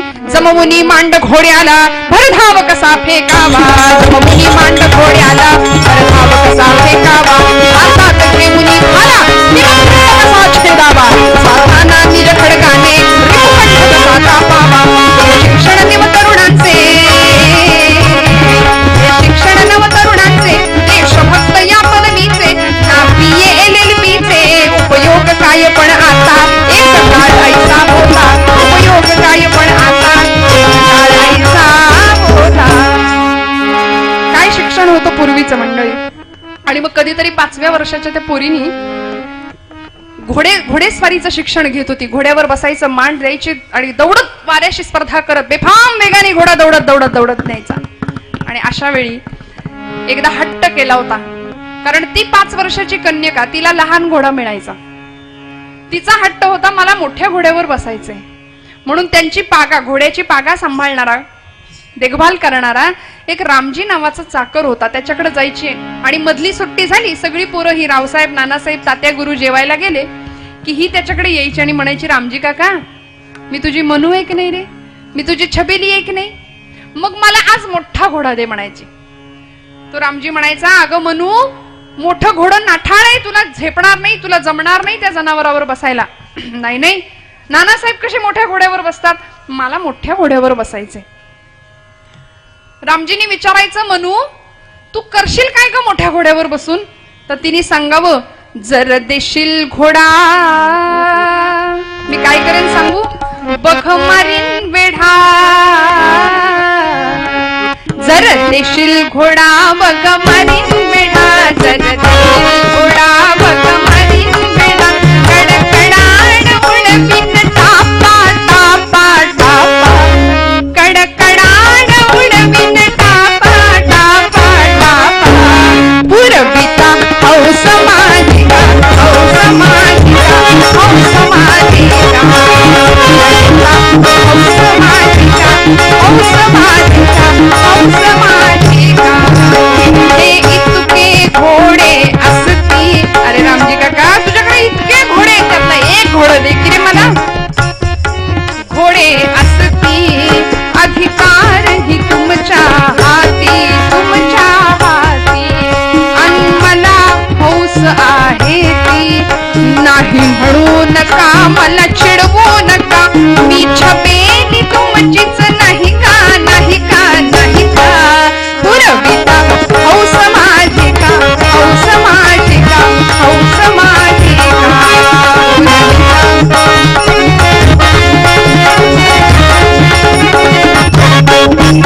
ते दूर दिसती डोंगर, मी काय करेन सांगू का, आता घोड्यावर बसली की तो डोंगर दिसतोय का उंच, आणि त्या डोंगराच्या मागे मोठा आभाळ आहे.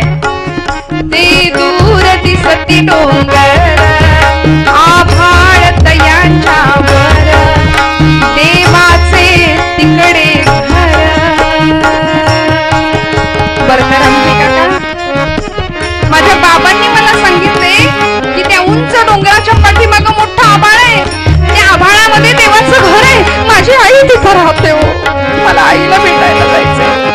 माझी आई तिथे राहते, मी घोड्यावर बसेन आणि माझ्या आईला फक्त बघून येईन म्हणाले, तिथे थांबणार नाही.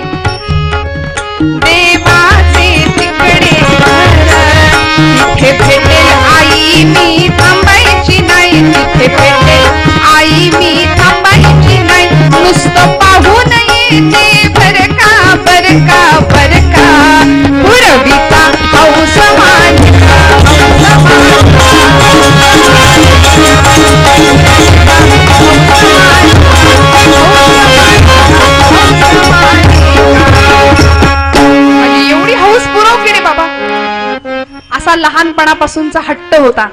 आताचे हट्टही वेगळे, खेळही वेगळे, अभिरुची वेगळ्या. अभिरुचीतनं माणसाची अभिव्यक्ती घडते. लहानपणी पोर काय करते यावरून मोठेपणी कोण होईल हे सांगता येतं. लहानपणी अभ्यासात हुशार असेल तर आम्ही म्हणतो की नाही डॉक्टर होईल, इंजिनियर होईल. खेळात त्याला आवड असेल तर मॅच फिक्सिंग करायला चांगलं जमेल. अभ्यासात हुशार असेल तर आपण म्हणतो डॉक्टर होईल. आणि खाण्यातच रस असेल तर असो, जाणकारांनी समजून घ्या काय करेल, कुठे जाईल. मला सांगायचं एवढं, लहानपणी बाळ जे करते ते मोठेपणी करेल. आपण म्हणतो लहानपणीच्या रुची वेगळ्या होत्या तिच्या. बघता बघता 10 वर्षांची झाली आणि त्या काळानुसार लग्नाची झाली. पूर्वीच्या काळी 8 वर्षात भवेत कन्या, वयाची 8-10 वर्ष पूर्ण झाली की मुलींची लग्न करायची, जुना काळ. आणि मग मुलगी लग्नाची झाली की वडिलांचं हृदय कसं होतं मंडळी. मोरोपंत नावाचे कवी होऊन गेले, त्यांनी आर्या नावाचं वृत्त कीर्तनाला दिलंय, आम्ही गातो. ते म्हणाले, उपवर कन्या होता, उपवर कन्या होता, पितयाच्या काळजास कातरते. कन्या लग्नाची झाली की बापाच्या जीवाला काळजीची कात्री लागते असं म्हटले. कातर सासर सागर जाय कशी पार हेची कातरते रामा. मुलगी लग्नाची झाली हो, 10 वर्षाची झाली. आणि एक स्थळ आलं होतं. ते स्थळ येण्याला सुद्धा असा एक सुंदर प्रसंग घडला होता काशीमध्ये. एका हत्तीला, पिसाळलेल्या हत्तीला 10 वर्षाच्या या कन्यकेने रोखलं होतं मंडळी. दसऱ्याची मिरवणूक चालली होती. वाड्यातनं सगळी माणसं एकाच वेळी बाहेर पडली आणि अचानक आनंदाचं वातावरण, आक्रोश किंकाळ्यांनी थैमान घातलं. वाचवा वाचवा, एक हत्ती होता, बेफाम झाला, चिडला, चेकाळला आणि समोर येईल त्याला थैमान घालत तुडवत निघून गेला. बाया बापडी पायाखाली टचाटच मारली जाऊ लागली. आणि अशा वेळी त्या कन्यकेनी वडिलांच्या हाताला धरलेला हात सोडला, धावत धावत धावत गेली. एका झाडावर सर सर सर सर चढली, कारण युद्धशास्त्रातले नियम काही शिकली होती. चढली आणि तिथूनच हत्तीच्या अंगावर झेप घेतली, उडी मारली. मागणं त्याचे माहूत त्याला अडवत होते, भालदार चोपदार त्याला साखळ्या घालण्याचा प्रयत्न करत होते, पण तो आवरत नव्हता कोणाला. अशा वेळी त्या पुरीने युद्धशास्त्राच्या नियमांनुसार हत्तीला अशी चिकटून बसली की एखादी गोचिड चिकटून बसावी तशी 10 वर्षाची ही कन्यका हत्तीला चिकटून बसलीये. मी माझ्या पदरच्या गप्पा अजिबात मारत नाही, इतिहास आहे, साक्ष आहे त्याला. आणि हत्तीचे दोन्ही कान हत्तीच्या डोळ्यावर असे झाकलेत की जेणेकरून त्याला पुढचं काही दिसलं नाही पाहिजे. तो सगळा तिचा पराक्रम सगळी काशी नगरी बघत होती, सगळं ब्रह्मावर्त पाहत होतं. आणि अशा वेळी झाशी संस्थानचे एक दीक्षित पुरोहित म्हणून राजज्योतिषी आले होते. त्यांनी त्या हत्तीवर बसलेल्या पोरीच्या पावलांची चिन्ह बघितली. त्या हत्तीला बांधलं गेलं, माहुतांनी अडवलं, पण त्या पोरीचा पराक्रम सगळे विसरले नाहीत. ती खाली उतरली आणि त्या ज्योतिषांनी त्या मुलीच्या वडिलांची भेट घेतली, मोरोपंत तांब्यांची, आणि म्हणाले हिचं लग्न मी आणलेल्या स्थळाबरोबर जुळवा. म्हणून झाशीचे संस्थानिक गंगाधर पंत नेवाळकर असं एक घराणं झाशीतलं, उत्तर प्रदेशामध्ये. उत्तरेकडे तिला बिजली म्हणायचे लोक. बरं, मूळची ती महाराष्ट्राच्या मातीतली आहे, पण लग्न होऊन उत्तरेमध्ये गेली, झाशी संस्थानची राणी झाली. आणि झाशीचे संस्थानिक गंगाधर पंत नेवाळकर असं स्थळ तिला आलं. त्या मुलाचं वय होतं वर्ष 40, हिचं वय होतं 12. लग्नाला होकार दिला 12व्या वर्षी. बरं, सुरुवातीला नानासाहेब रावसाहेब चिडले होते, म्हणाले मनू अगं तुझ्या वयाहून दुपटीने मोठ्या असलेल्या माणसाशी, तिपटीने मोठ्या असलेल्या माणसाशी तू विवाहाला होकार देतेस. 12 वर्षाच्या मुलीचं उत्तर काय होतं, नाना मला माझ्या सुखासाठी, माझ्या स्वार्थासाठी विवाह नाही करायचाय. अरे लहानपणापासून आपण जे स्वप्न बाळगले ना की इंग्रजांना इथून हद्दपार करायचं, हे इंग्रज आमच्या मातीत राहतात, आमचा स्वाभिमान टाचे खाली तुडवतात. आता आपल्याकडे शस्त्रसाठा नाही, आपल्याकडे दारुगोळा नाही, आपल्याकडे बॉम्ब नाही, आपल्याकडे पिस्तूल नाहीये, फक्त तलवारींच्या जोरावर आम्ही युद्ध करतो. ते युद्ध जर मोठ्या प्रमाणात इंग्रजांशी खेळायचं असेल, इंग्रजांना आव्हान द्यायचं असेल, तर मला या लग्नाला होकार दिला पाहिजे, कारण मी त्या झाशी संस्थांची राणी होईन. राणी होऊन मिरवण्याची मला इच्छा नाही, पण माझ्याकडे त्यावेळी हत्ती असतील, तोफखाना असेल, घोडे असतील, दारुगोळा असेल, तलवारी असतील, बंदुका असतील, हे सगळं असेल आणि त्या जोरावर मी इंग्रजांना आव्हान देऊ शकेन. 12 वर्षाची पोरगी म्हणजे आपली 6वी 7वीतली पोरगी आहे. काय कळतं, काय वय मिळालं होतं मंडळी. किती वर्षांचं आयुष्य मिळालं होतं या रणरागिणीला. थोडं लक्ष देऊन कथा ऐका. आम्ही याच मातीत जन्माला येतो पण हे सगळं विसरून जातो मंडळी. हे दुर्दैव आहे आमचं. लहानाची मोठी झाली, विवाह झाला आणि आता काशीत न झाशीत येऊया. चरित्र मोठं आहे, 7-7 दिवस चालतं एवढं चरित्र आहे. तसा काशी आणि झाशीत फरक नाहीये. सब वसुधा नवखंड बसी, हे 10वा खंड हे काशी. भारत व्हायला लागला. बघता बघता दिवसामागून दिवस गेले. झाशीमध्ये दिवाळी साजरी केली गेली. मी म्हटलं ना, माणसामाग संकट आलं की एका पाठोपाठ एक धावूनच येतं. आणि मुलगा झाला होता, आनंद साजरा झाला होता, पुत्र लाभ झाला. पण 3 महिन्याचं बाळ होतंय ना होतंय तोपर्यंत नियती काळ होऊन झडप घातली त्या बाळावर. अनंतात विलीन झालेल्या त्या चिमण्या पाखराचे आक्रंदन करताना शेकडो पापे राणी घेत होती. धाय मोकलून रडत होती. मुलगा गेला आणि मुलाच्या दुःखामुळं आनंद झाला होता. का? कारण या पोराच्या जन्मामुळे आज झाशी संस्थानला वारस मिळालाय. आणि इंग्रजांचं धोरण होतं दत्तक विधान नामंजूर. त्यामुळं वारसा हक्क जर असेल, वारस असेल तर संस्थान टिकेल, नाही तर ते संस्थान खालसा केलं जाईल. वारस मिळाला, आता इंग्रजांशी युद्ध करू शकू या न्यायाने आनंद झाला होता. पण तो आनंद फार काळ टिकला नाही. मुलगा निघून गेला आणि आधीच पुत्र निधनानं जखमी असलेल्या हृदयावरती काही 2च वर्षात नियतीनं दुसरा जबरदस्त प्रहार केला. तो म्हणजे पती गंगाधर पंत नेवाळकर. 40 वर्ष ओलांडली होती. संग्रहिणीसारखा असाध्य रोग, त्यातच पुत्र शोकाचा विरह. त्यामुळे 2च वर्षात पती निघून गेला. काळाने नेला पुत्र, तो हृदयी शिरला घाव. विधी तोडी मंगळसूत्र, हा कंठी बसला घाव. वेदना भयंकर झाल्या, ठाऊक तिच्या त्या तिजला. आणि आता मात्र मन स्वतःला सांगतंय की आता दुःखानं खचून जायला तुला हे राणीपद मिळालं नाही. लहानपणापासून स्वप्न बाळगले, इंग्रजांच्या सत्तेला आव्हान द्यायचं. उठ. अंतर्मनाने ठाव घेतला आणि इंग्रजांना एक खलिता पाठवला. ते पत्र असं होतं दत्तक विधानासंबंधी. कारण तिचा मनसुबा होता नेवाळकर घराण्यातलाच एक पुत्र दत्तक घ्यायचा आणि झाशी संस्थान खालसा होऊ द्यायचं नाही, इंग्रजांचे युद्ध करायचं. त्याच वेळी 1857चा उठाव देशामध्ये सगळीकडे पसरला होता. क्रांतिकारकांनी उठावाला सुरुवात केली होती. राणीनेही या रणसंग्रामात उडी घ्यायचं ठरवलं. इंग्रज सरकारला पत्र लिहिलं दत्तक विधानासंबंधी. उत्तर आलं इंग्रज सरकारचं, कंपनी सरकारचं. दरबारामध्ये असा दरबार भरला होता. झाशीतले नागरिक उपस्थित होते. राणी चिकाच्या पडद्याआड आपला एक दत्तक पुत्र नेवाळकर घराण्यातला, त्याचं नाव होतं दामोदर. इतिहास थोडा आठवूया जरा, लहानपणी कधी वाचला असेल आपण, माहिती असेल. त्या बाळाला मांडीवर घेऊन बसली होती, चिकाच्या पडद्या आड बसली होती. कंपनी सरकारचा एक वकील होता, नाव होतं मेजर एलिस. हातामध्ये लखोटा घेऊन त्या दरबारामध्ये आला आणि सगळ्यांच्या काळजामध्ये धडधड करत होतं की काय असेल कंपनी सरकारचा निर्णय. झाशी संस्थान खालसा होईल का? दत्तक विधान मंजूर होईल का? आणि बघता बघता प्रत्येकाला प्रश्न पडला होता, काय होईल, काय होईल, काय होईल? इंग्रजांचा निकाल काय असेल, उत्तर काय असेल? होईल खालसा झाशी की दत्तक होईल मान्य, आशा वा भव्य निराशा, प्रश्न हाची चिंताजन्य, ऐकाया निर्णय आले पुरवासी सामान्य. सगळी गर्दी जमली होती झाशीच्या दरबारामध्ये आणि अशा वेळी त्या एलिसनी, त्या कंपनी सरकारच्या अधिकाऱ्यांनी लखोटा उघडला. त्याच्यावरचा मजकूर रामचंद्रराव नावाचे राणीचे अमात्य होते, त्यांनी वाचला आणि मजकूर एकच होता मंडळी. इंग्रजांकडून उत्तर आलं होतं, दत्तक विधान नामंजूर आणि झाशी संस्थान खालसा. दरबारी जनांच्या काळजाचा ठोका चुकला होता. राणीने चिकाचा पडदा टर्रदिशी फाडला तलवारीने आणि तिथून झेप घेतली होती. वय वर्ष 20. त्या एलिसच्या नरडीला तलवारीचं टोक लावलं आणि तिथून ओरडली, एक खबरदार, मैं मेरी झाशी नहीं दूंगी, माझी झाशी मी देणार नाही. खालसा जाहली झाशी, झोंबले शब्द राणीसी, बोलली विसरी ताशी, देणार नाही कोणाशी आवडती माझी झाशी, देणार नाही कोणाशी आवडती मेरी झाशी नाही दूंगी म्हणून आरोळी फोडली.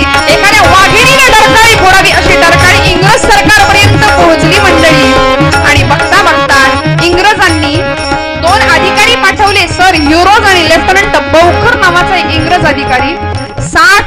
हजाराची फौज घेऊन झाशी संस्थानवर चालून आले आणि राणीनं सुद्धा या रणसंग्रामात उडी घेतली.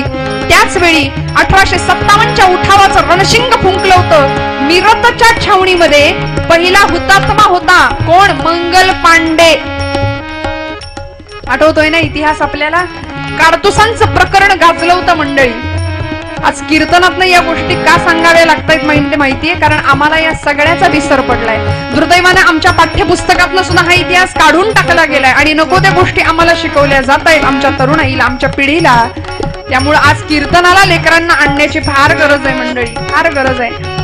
गाईचं रक्त आणि डुकराची चरबी लावलेली काडतुस हिंदू मुस्लिम शिपायांना तोंडाने काढावी लागली होती. त्यामुळे मुसलमान भडकले, हिंदूही भडकले आणि एकच नारा उठला. राणीवरती झाशी किल्ल्यावर 60 हजाराची फौज चालून आली. राणीनं पोशाख केला होता, पुरुषी पोशाख केला होता, डोक्याला फेटा गुंडाळला होता, कमरेला तलवार अडकवली होती आणि घोड्यावर स्वार झालेली राणी रात्रीच्या अंधकारात कोण कुणाशी लढतंय कळत नव्हतं. 60 हजार इंग्रजांची फौज राणीवर चालून आली. राणी तयार झाली होती कशी? पोशाख मर्दानी करून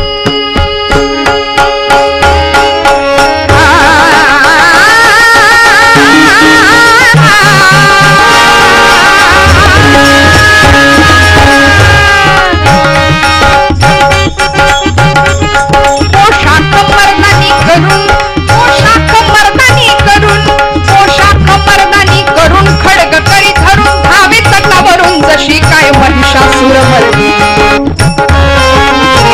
जशी काय महिषासुर मर्दी, जशी काय महिषासुर मर्दिनी हजी, जशी काय महिषासुर मर्दिनी हजी.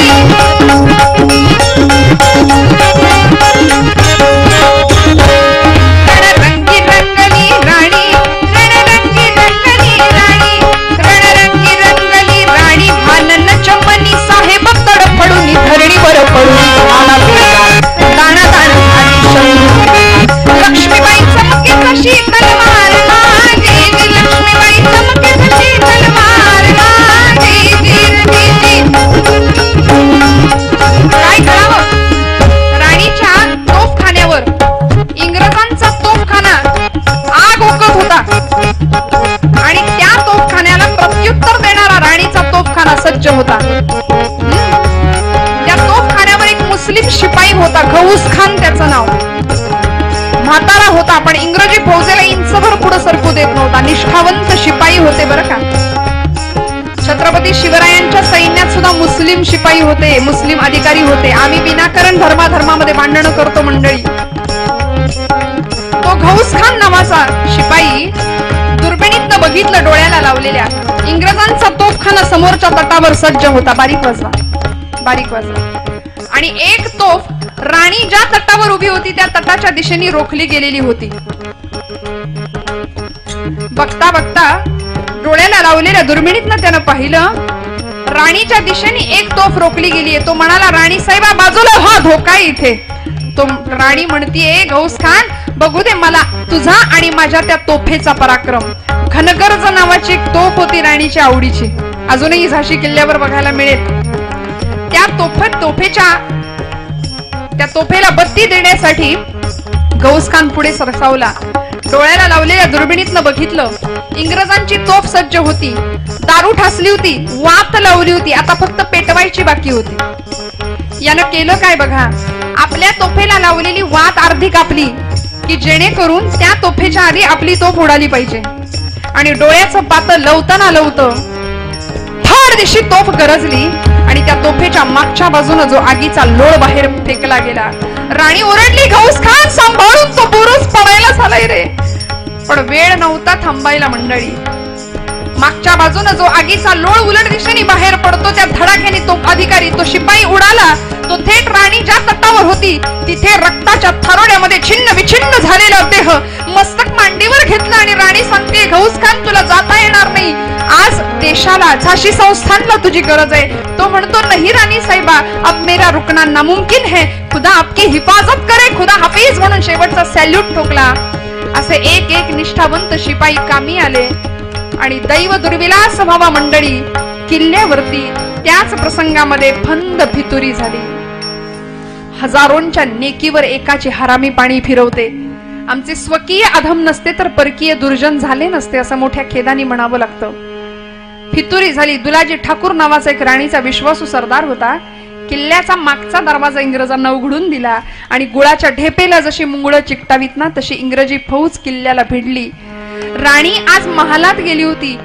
गेले 8 दिवस रात्रंदिवस रक्तानं नहात होती, पण आज गरम पाण्याने स्नान केलं आणि आपला केश संभार उधवत बसली होती महालामध्ये. तिची एक दासी धावत धावत धावत आली, रक्तानं माखली होती. जवळजवळ राणीच्या अंगावर कोसळली आणि सांगते, राणी साहेबा दगा झाला, घात झाला. दुलाजी ठाकूर नावाचा राणीचा विश्वासू सरदार इंग्रजांना फितूर झाला. राणी एखाद्या वाघिणी प्रमाणे चवताळून केसांचा बुचडा बांधला, हातामध्ये समशेर घेतली. 22 वर्षाचं वय होतं बरं का, फक्त 20 ते 22 वर्षाचं वय. काय पराक्रम होता. आणि आमच्या घरातल्या 20-22 वर्षाच्या पोरी, फार विस्ताराने सांगायची गरज नाही हो, सगळे कीर्तनकार मंडळी सांगतात मंडळी, पण आम्हाला भान येण्याची फार मोठी गरज आहे या गोष्टीचं. बरं 22 वर्षाचं वय होतं. घोड्यावर मांड घेतली आणि रात्रीच्या अंधकारामध्ये 1-1.5-2चा प्रहर मंडळी राणीनं दुलाजी ठाकूरला गाठलं आणि इतक्या त्वेषाने आपल्या तलवारीचे वार त्याच्या अंगावर केले की मोजता येणार नाही तेवढ्या त्याच्या देहाचे तुकडे राणीनं केले होते. देशद्रोह्याला शासन झालंच पाहिजे, हा दंडक होता. हजारोंच्या नेकीवर एकाची हरामी पाणी फिरवते ना, फितुरीचा रोग आमच्या राष्ट्राला लागला आणि दुर्दैवाने आजही आम्ही त्याची फळं भोगतोय, नाही म्हणता येणार नाही. प्रचंड महाभयंकर रोग. राणीला कळत नव्हतं आता झाशीचं काय होईल.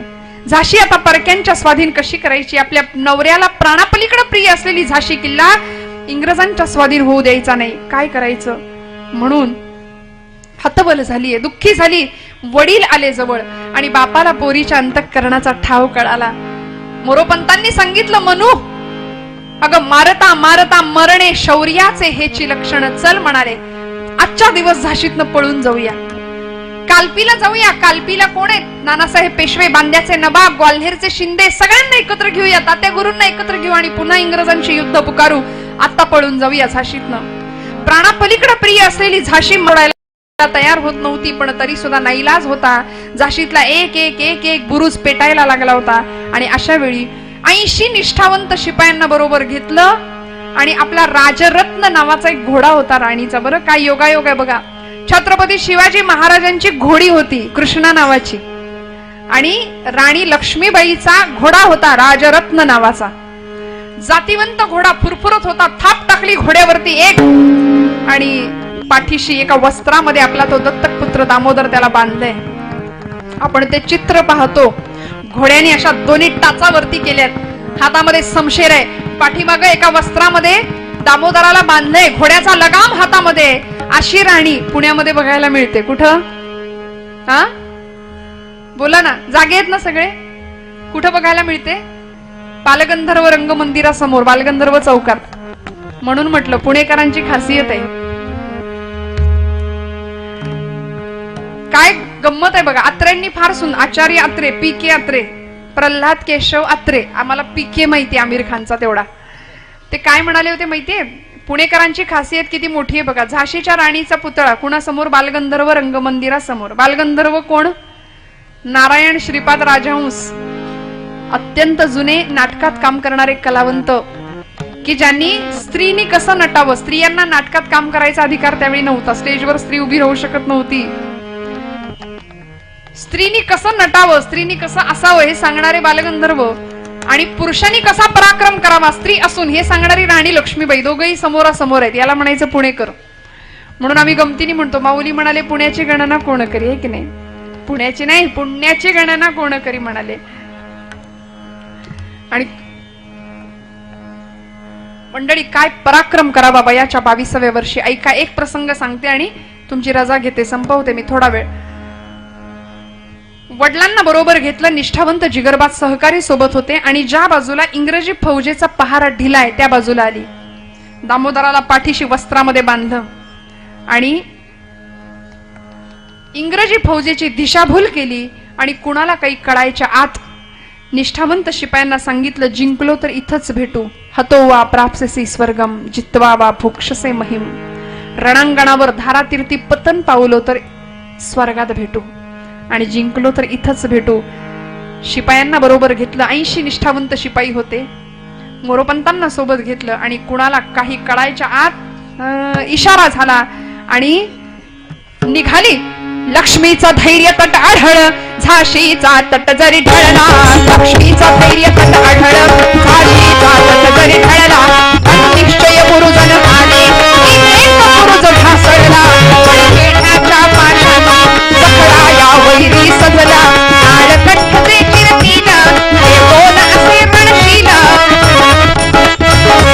घोडा या दुर्गम वेढा, भेटला तटाहून घोडा. घोडा या दुर्गम वेढा, तटाहून घोडा. घोडा या दुर्गम वेढा, भेटला तटाहून घोडा. आणि धावतीये धावतीये धावतीये धावतीये शत्रूची विजयी टोपी टापेने उडवून दिधली. काय कविता आहेत.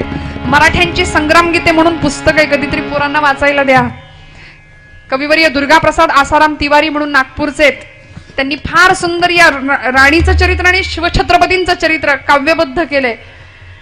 आणि बघता बघता बघता बघता झाशी प्राणापलीकडे प्रिय असलेली राणीची झाशी किल्ला मागं पडतोय. इंग्रजांनी बीजन कत्तल चालवली होती मंडळी. बीजन म्हणजे माणूस दिसला की त्याला गोळी घालायची. त्यामुळे रस्त्यावर फक्त प्रेत प्रेत आणि प्रेतांचा मुडद्यांचा ढीग, चिखल रक्ताचा तुडवत तुडवत राणी धावतीये धावतीये आणि शेवटी व्हायचं तेच झालं. झाशीच्या किल्ल्याची वेस ओलांडताना राणीचे मोरोपंत तांबे नावाचे वडील समोर शेजारी होते. झाशीच्या किल्ल्याची वेस ओलांडता ओलांडता इंग्रजांची एक मर्मभेदी गोळी मोरोपंतांच्या उजव्या मांडीत घुसली.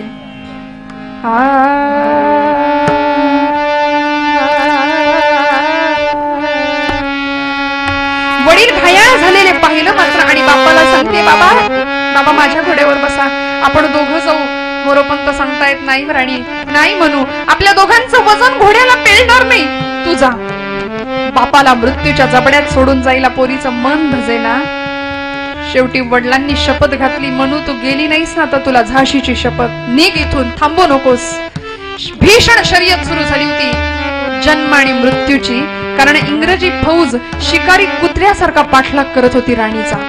बौकर नावाचा लेफ्टनंट अधिकारी इंग्रजांचा राणीच्या पाठलागावर होता. राणी पळाली, किल्ल्यामध्ये कळल्याबरोबर हाकार माजला आणि राणीच्या मागावर ही इंग्रजांची फौज धावायला सुरुवात झाली. रात्रीचा अंधकार आहे, वडिलांना सोडावं लागलं राईलाजानी आणि मंडळी व्हायचं तेच झालं. त्या निर्दयी इंग्रजांनी मोरोपंतांना झाशीच्या किल्ल्याच्या दरवाजाला फासाला लटकवलंय. आणि त्या इंग्रजांच्या गौरवर्णी देहात काळ्या कभिन्न नागाचं विषारी रक्त वाहत होतं. याची जाणीव आमच्या हिंदुस्थानातल्या स्वार्थी आणि मतलबी लोकांना नव्हती, म्हणून फितुरी होत होती. आमचीच माणसं फितूर होत होती. संभाजीराजांच्या इतिहासात दुसरं काय आहे मंडळी, दुसरं काय आहे. आणि बघता बघता बघता राणी निघाली. देहभान विसरून राजरत्न चौखूर उधळत होता. पाठीमाग दामोदराला बांधलेलं आणि रात्रीचा प्रहर 1-1:30-2चा प्रहर असेल आणि अचानक झाशी किल्ला मागे पडला. निष्ठावंत जिगरबाज सहकारी सोबत होते. राणी धावतीये धावतीये धावतीये धावतीये आणि धावत असताना अचानक मागे आवाज आला, आई आई मला भूक लागली ग, खायला दे ना काहीतरी, आई भूक लागली ग. 3.5-4 वर्षाचा तो दामोदर नावाचा पोरगा भुकेनं कळवळला होता. कासावीस झाला होता, वस्त्रात बांधलं होतं मागे त्या पोराला. टाहो फोडत होता, आई भूक लागली, खायला दे काहीतरी, आई भूक लागली. मंडळी इतका वेळ वीरश्री संचारली होती अंगात, मातृत्व कुठल्या कुठे गेलं होतं. पण आता पोराला सोडलं, छातीशी कवटाळलं आणि सांगते, दामोदरा काळजी करू नका. हातामध्ये एका लगाम आहे घोड्याचा. एका गावात घोडा घातला, चौकशी केली. भांडेर नावाचं गाव होतं मंडळी. राणीनं घोडा गावात घातला, बरोबरच्या शिपायांच्या चौक्या लावायला सांगितलं आणि शत्रूचा सुगावा लागतात इशारा द्या अशी खूण केली. शिपायांनी चौक्या लावल्या. घोडा गावात घातला, गावाचं स्मशान झालं होतं. रस्ते मुडद्यांचे ढीग तुडवत तुडवत राणी निघाली होती. बीजन कत्तल इंग्रजांनी केली होती. 150 वर्ष राज्य केलं इंग्रजांनी मंडळी. पण आम्ही त्यांचे भुकेले आहोत, आम्ही त्यांचं अंधानुकरण करतो. 150 वर्ष स्वामीजी म्हणतात, 150 वर्ष इंग्रज भारतामध्ये राहिला पण तो त्याच्या मम्मीला कधी आई नाही म्हणाला. आम्ही लगेच आई शब्द टाकून दिला आणि मम्मी म्हणायला सुरुवात केली. सहवासानी आम्हाला त्याचा गुण लागला, त्यांनी नाही आमचा गुण घेतला. आम्ही आमचा पोशाख बदलला, सगळं वाढदिवसाच्या पद्धती सुद्धा आम्ही आमच्या बदलल्या. मला माहिती नाही आपल्याकडे वाढदिवस कसा साजरा करतात, म्हणजे मेणबत्त्या लावून जर फुंकल्या जात असतील आणि त्या पोराला जमत नसतील तर आई वडील दोघं मिळून फुंकतात. म्हणजे आम्हीच आमच्या लेकराच्या आयुष्यामध्ये अंधार करत असू ना, तर आमची संस्कृती सांगते औक्षण करून वाढदिवस साजरा करूया. उत्तम. राणी विचार करते, दामोदरा काळजी करू नकोस रे, अरे लाखांचा अन्नदाता आहेस तू. आज एक ना एक दिवस हा वनवास मी नक्की संपवेन. 22 वर्षाचं वय असतं, काय कळतं मंडळी 22 वर्षाच्या आमच्या पोरींना. पण त्या पोराला काहीतरी अन्नाचा कण बघायला मिळावं म्हणून धावतीये आणि एका गावामध्ये आल्याबरोबर तिला आठवलं आपल्या दूरची एक बहीण या गावात राहते, जिच्याकडे आपण लहानपणी यायचो, सोन्याचे सागर गोटे खेळायचो एका पारावरती. तो पार शोधायला लागली आणि तो पार दिसला. पारासमोरचा वाडा दिसला, पिंपळाचा पार होता. त्याच्या समोरचा वाडा दिसला, धावत गेली, वाड्यावर थाप टाकली, ताई दार उघड ग, ताई दार उघड, माझ्या दामोदराला भूक लागली, दार उघड. दरवाजा नाही उघडला गेला मंडळी, कारण इंग्रजांचा हुकूम होता, राणीसाठी जर दार उघडलं असतं ना तर आज उद्या यांच्या घरादारावरनं गाढवाचा नांगर फिरला असता. दरवाजा नाही उघडला गेला. राणी पिंपळाच्या पारावर आली. दामोदराला छातीशी कवटाळलं, काळवंडलं होतं पोर, भुकेनं कासावीस झालं होतं, तोंडातनं लाळ गळत होती. आई भूक लागली, आई खायला दे काहीतरी, आई भूक लागली. थोडा वेळ गेला आणि दरवाजा किलकिला झाला, वाड्याचा दिंडी दरवाजा. आतून एक हात बाहेर आला, हातात द्रोण होता आणि द्रोणात दूध भात होता. राणीने झडप घातली त्या दूध भाताच्या द्रोणावरती, आली पारावरती आणि दूध भात कालवायला लागली. दामोदरा बाळा भरवते ना तुला. कालवत असताना अचानक कपाळावरच्या जखमेचं रक्त आणि दामोदराच्या तोंडातली लाळ त्या भातात पडली मंडळी. रक्त मिश्रित भाताचा घास भूमीला अर्पण केला. दुसरा घास दामोदराच्या तोंडापर्यंत नेणार एवढ्यात राणीच्या कानशिलाला थंडगार स्पर्श झाला आणि मागून आवाज आला, राणी साहेबा हँड्स अप. बौकर नावाचा अधिकारी मागे होता. राणी घेरली गेली होती. 22 वर्षाची ही कन्यका, बिजली म्हणायचे लोक, तिला एखाद्या विजेप्रमाणे तळपायची मंडळी. आम्ही हा इतिहास विसरलो. ती उत्तरेकडे गेली पण मूळची या मातीतली हे आम्ही विसरलो. काय करावं अशा परिस्थितीत राणीचं विचारचक्र वेगाने फिरत होतं. बंदुका रोखल्या गेल्या होत्या. बौकरला हात जोडून विनंती केली, मी तुझ्या स्वाधीन होते, पण माझ्या लेकराला मला 2 घास भरवू देत. एक घास भरवत होती. शेवटचा घास उचलला आणि भरवत असताना विचारचक्र वेगाने फिरतय, काय करायचं. देहाची चाळण केली असती इंग्रजांनी, हे माहिती होतं. काय करायचं मंडळी. विजेला सुद्धा लाजवेल. तिला बिजली का म्हणायचे, कारण विजेला लाजवेल एवढ्या प्रचंड चपळाईने हालचाल करायची ती. एवढ्या चपळाईने प्रचंड वेगवान हालचाल, प्रचंड वेगवान, विजेला लाजवेल अशी हालचाल होती. तिने करावं काय. शेवटचा घास उचलला, दामोदराच्या तोंडात भरवला आणि त्याच उजव्या मनगटाने दामोदराचं तोंड पुसलं आणि त्याच उजव्या पालथ्या हाताची बौकरच्या डाव्या कानशिला खाली खंड एक छप्पन लगावून